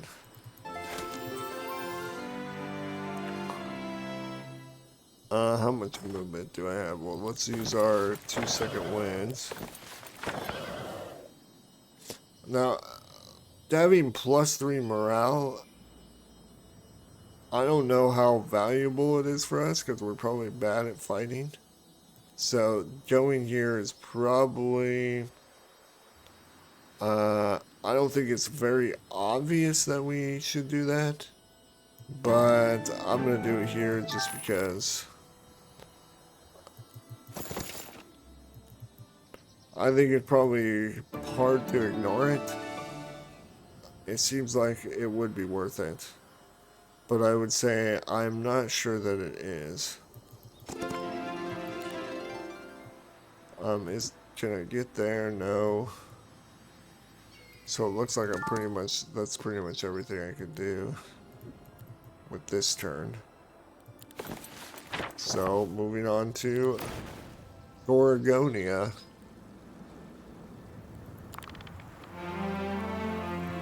Recruit all the guys. We did get Dimension Door, so we'll be able to. Actually, we won't be able to use that this turn. So what looks the most appealing? We could either go up here. This says Spell Power, has this Daylight Shrine. We'll just assume we didn't get all our Daylight spells, and that this way is. I mean, this way looks pretty good. What I like about down here is this level up. That would be nice. We would also get this Black Tower crypt along the way. I'm not sure we could travel this way. Probably, actually, with Dimension Door, almost of course we could. You know what? I might have changed my mind. I'm just gonna go up here. We'll just clear everything that's up here. And we'll Dimension Door. Oh, we can't. We can't Dimension Doors. Oh. Just wasted my second wind. Don't do that. We got Clear Fog. Cool.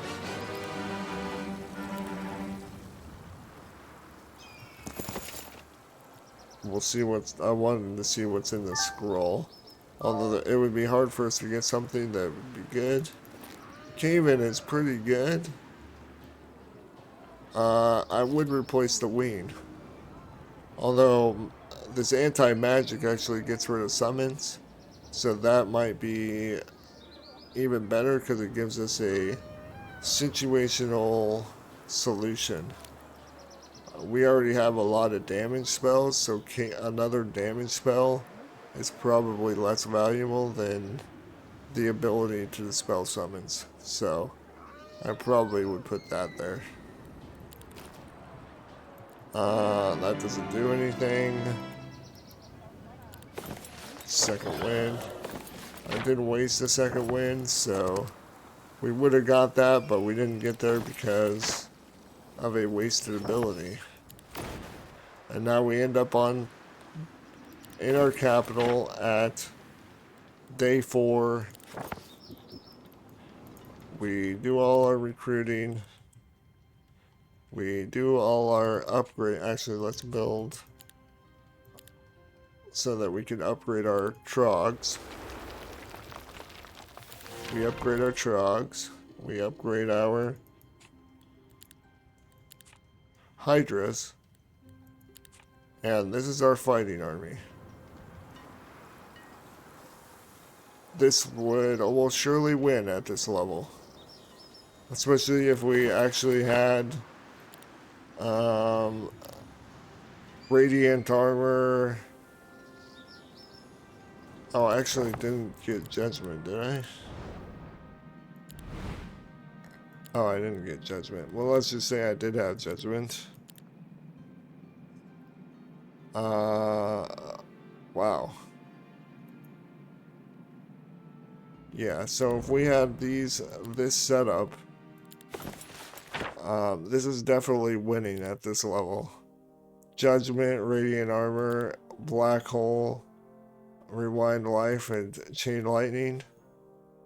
It's going to be very, very hard for us to lose.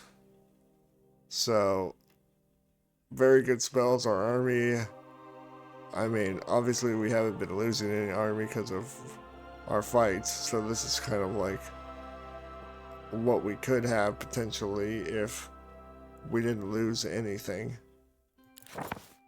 So it's at least a good view of that, and we'll take the attributes since we're about to fight.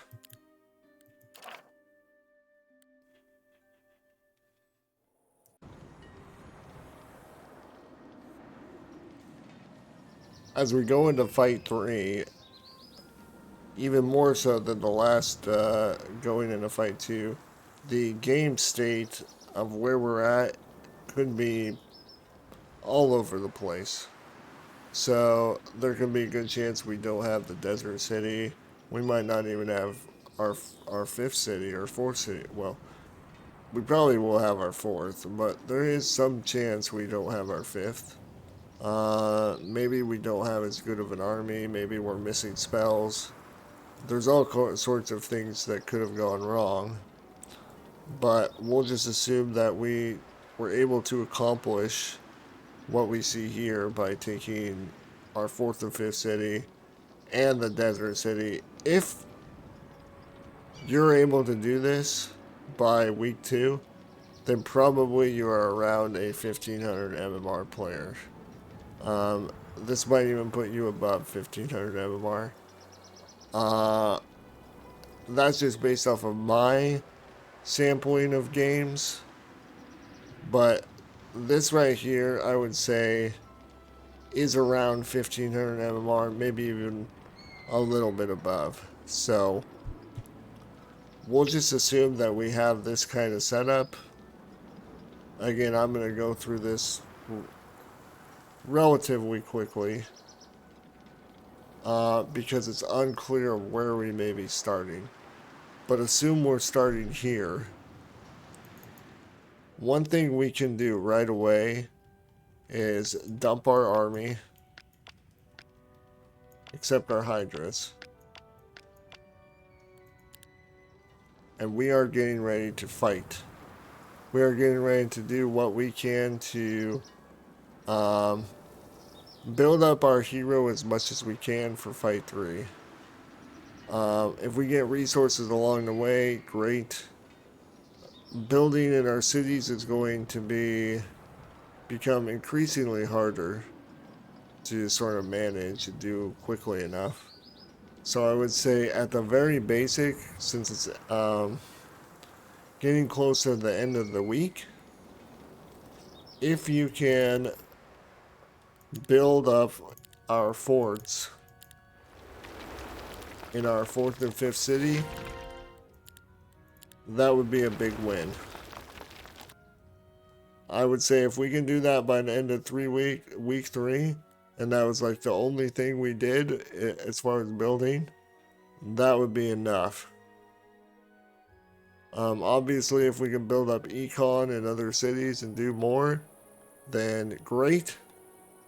But if we get fort in our 2 other dungeon cities, that would be great. That would set us up to win fight 3 for sure.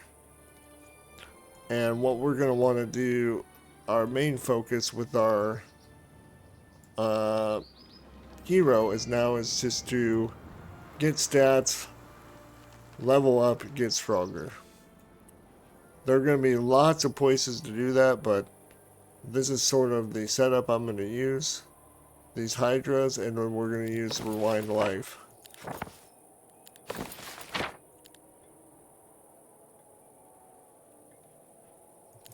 I will show just one battle. I'm going to turn off automatic win. I'll just show one battle, what that looks like. We're going to go into the desert.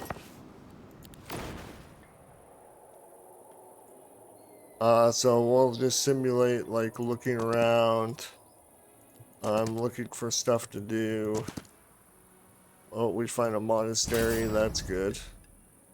Okay, let's just do this fight. Just to show real quick how this works. I'm just gonna stick this guy. I mean, this fight is a little easy for this, but we couldn't do a fireball here. Set up our avatar. This doesn't really showcase what I wanted to, but we'll just sit in this corner. Oh, we did take some damage. So we went down to 15. Which that's okay. We're about to end the fight, so we're gonna rewind life. And we don't lose anything. So just going around with our hydras using rewind life, this is a way to not bring our weaker units and bleed them throughout the entirety of doing the desert. So that's really the main concept I want to show. I think it's pretty straightforward. So we'll turn on automatic wins again. And so just gonna go about the desert. I'm looking for stuff, find a laboratory.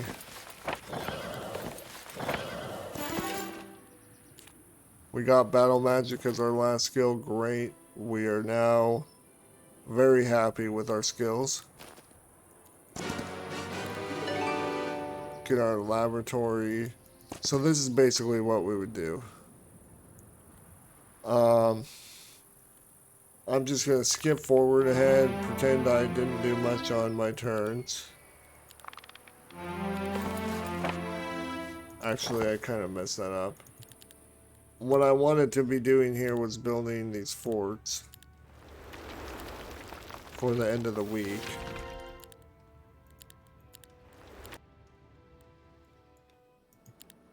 And I'll go back to this town. And what I want to be doing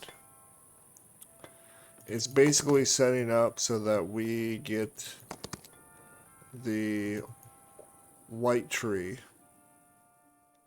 We'll go ahead and get these stats real quick. So basically we want to time it so that we get forts in all our cities. New week starts. Actually, we can just get these forts now.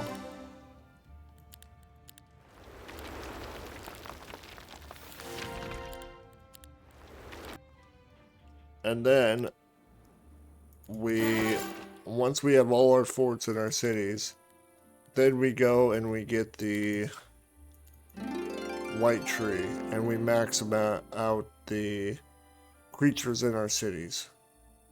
And now the rest of the time, depending on, you know, how well we're doing on time. But, I mean, the more time you can spend in this deep desert area, obviously the better. And at the highest MMR, they clear out this entire desert by the end of the game. But at 1500 MMR, if you even get to the deep desert, you're doing good. So if you can just get into the deep desert, get the white tree when you have forts in all your cities, with minotaurs here and hydras here, this should be enough in 80-90% of the games to have enough army and enough strength to win the game. So then we can spend whatever time we have available to get stats, but once it gets to day 3, day 4, day 5, day 6, we're going to go to each city again. We'll just do that real quick. We're just going to do the same thing we did last week. We'll go to each city, pick up our troops, do what we can around this city. I went this way last time, so we'll try something else. I'm obviously just, you know, going wherever, just looking for something else to do. Nothing really good this way, but you get the idea. We're just trying to collect our guys, and then once we're in our city, choose the best path we can to get more resources, stats, whatever it is we need. And then at the end of your... Oh, whoops, I ported at the beginning of my turn. So, that was a whoops-a-daisy. So you're supposed to port at the end of your turn, so I wasn't able to go to another city. So actually, what I'm going to do here, because I'm a little bit messed up with my ports, I need to get 2 cities in one day to be able to rally correctly. So what I'm going to do in this case is just go towards this city.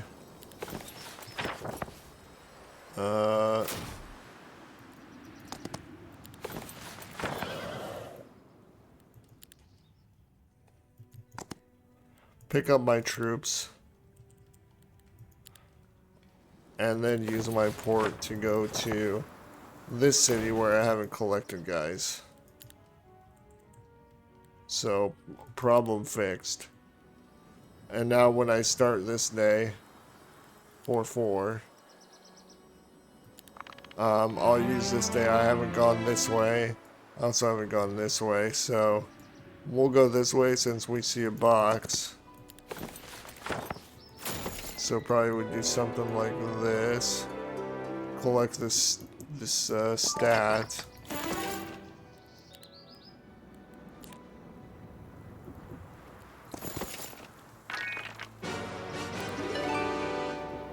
Something like this.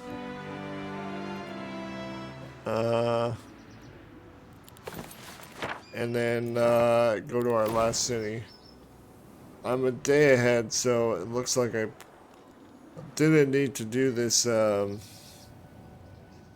this here because I still made it in time. But now I guess I have a day to I mean, there isn't much to do at this city, but now we recruit everything, upgrade everything.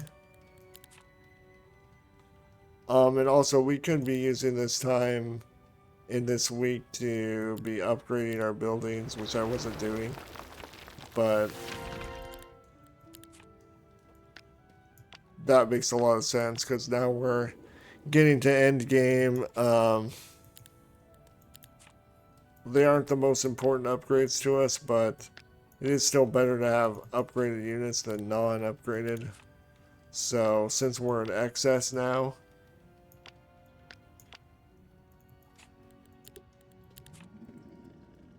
and let's see, for the rest of the laws, I definitely would want the +1 skills, just in case he has -1.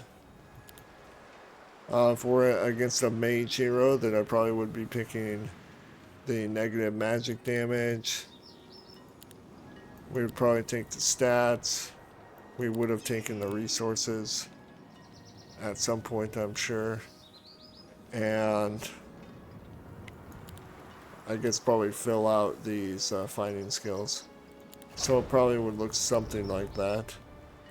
Another thing is, as you can see, we have extra neutral tier points. Towards the end of the game, we could get multiple points in Town Portal, which will make rallying troops easier. So that's another potential solution for getting more troops towards the end of the game and making sure you bring your full army to combat.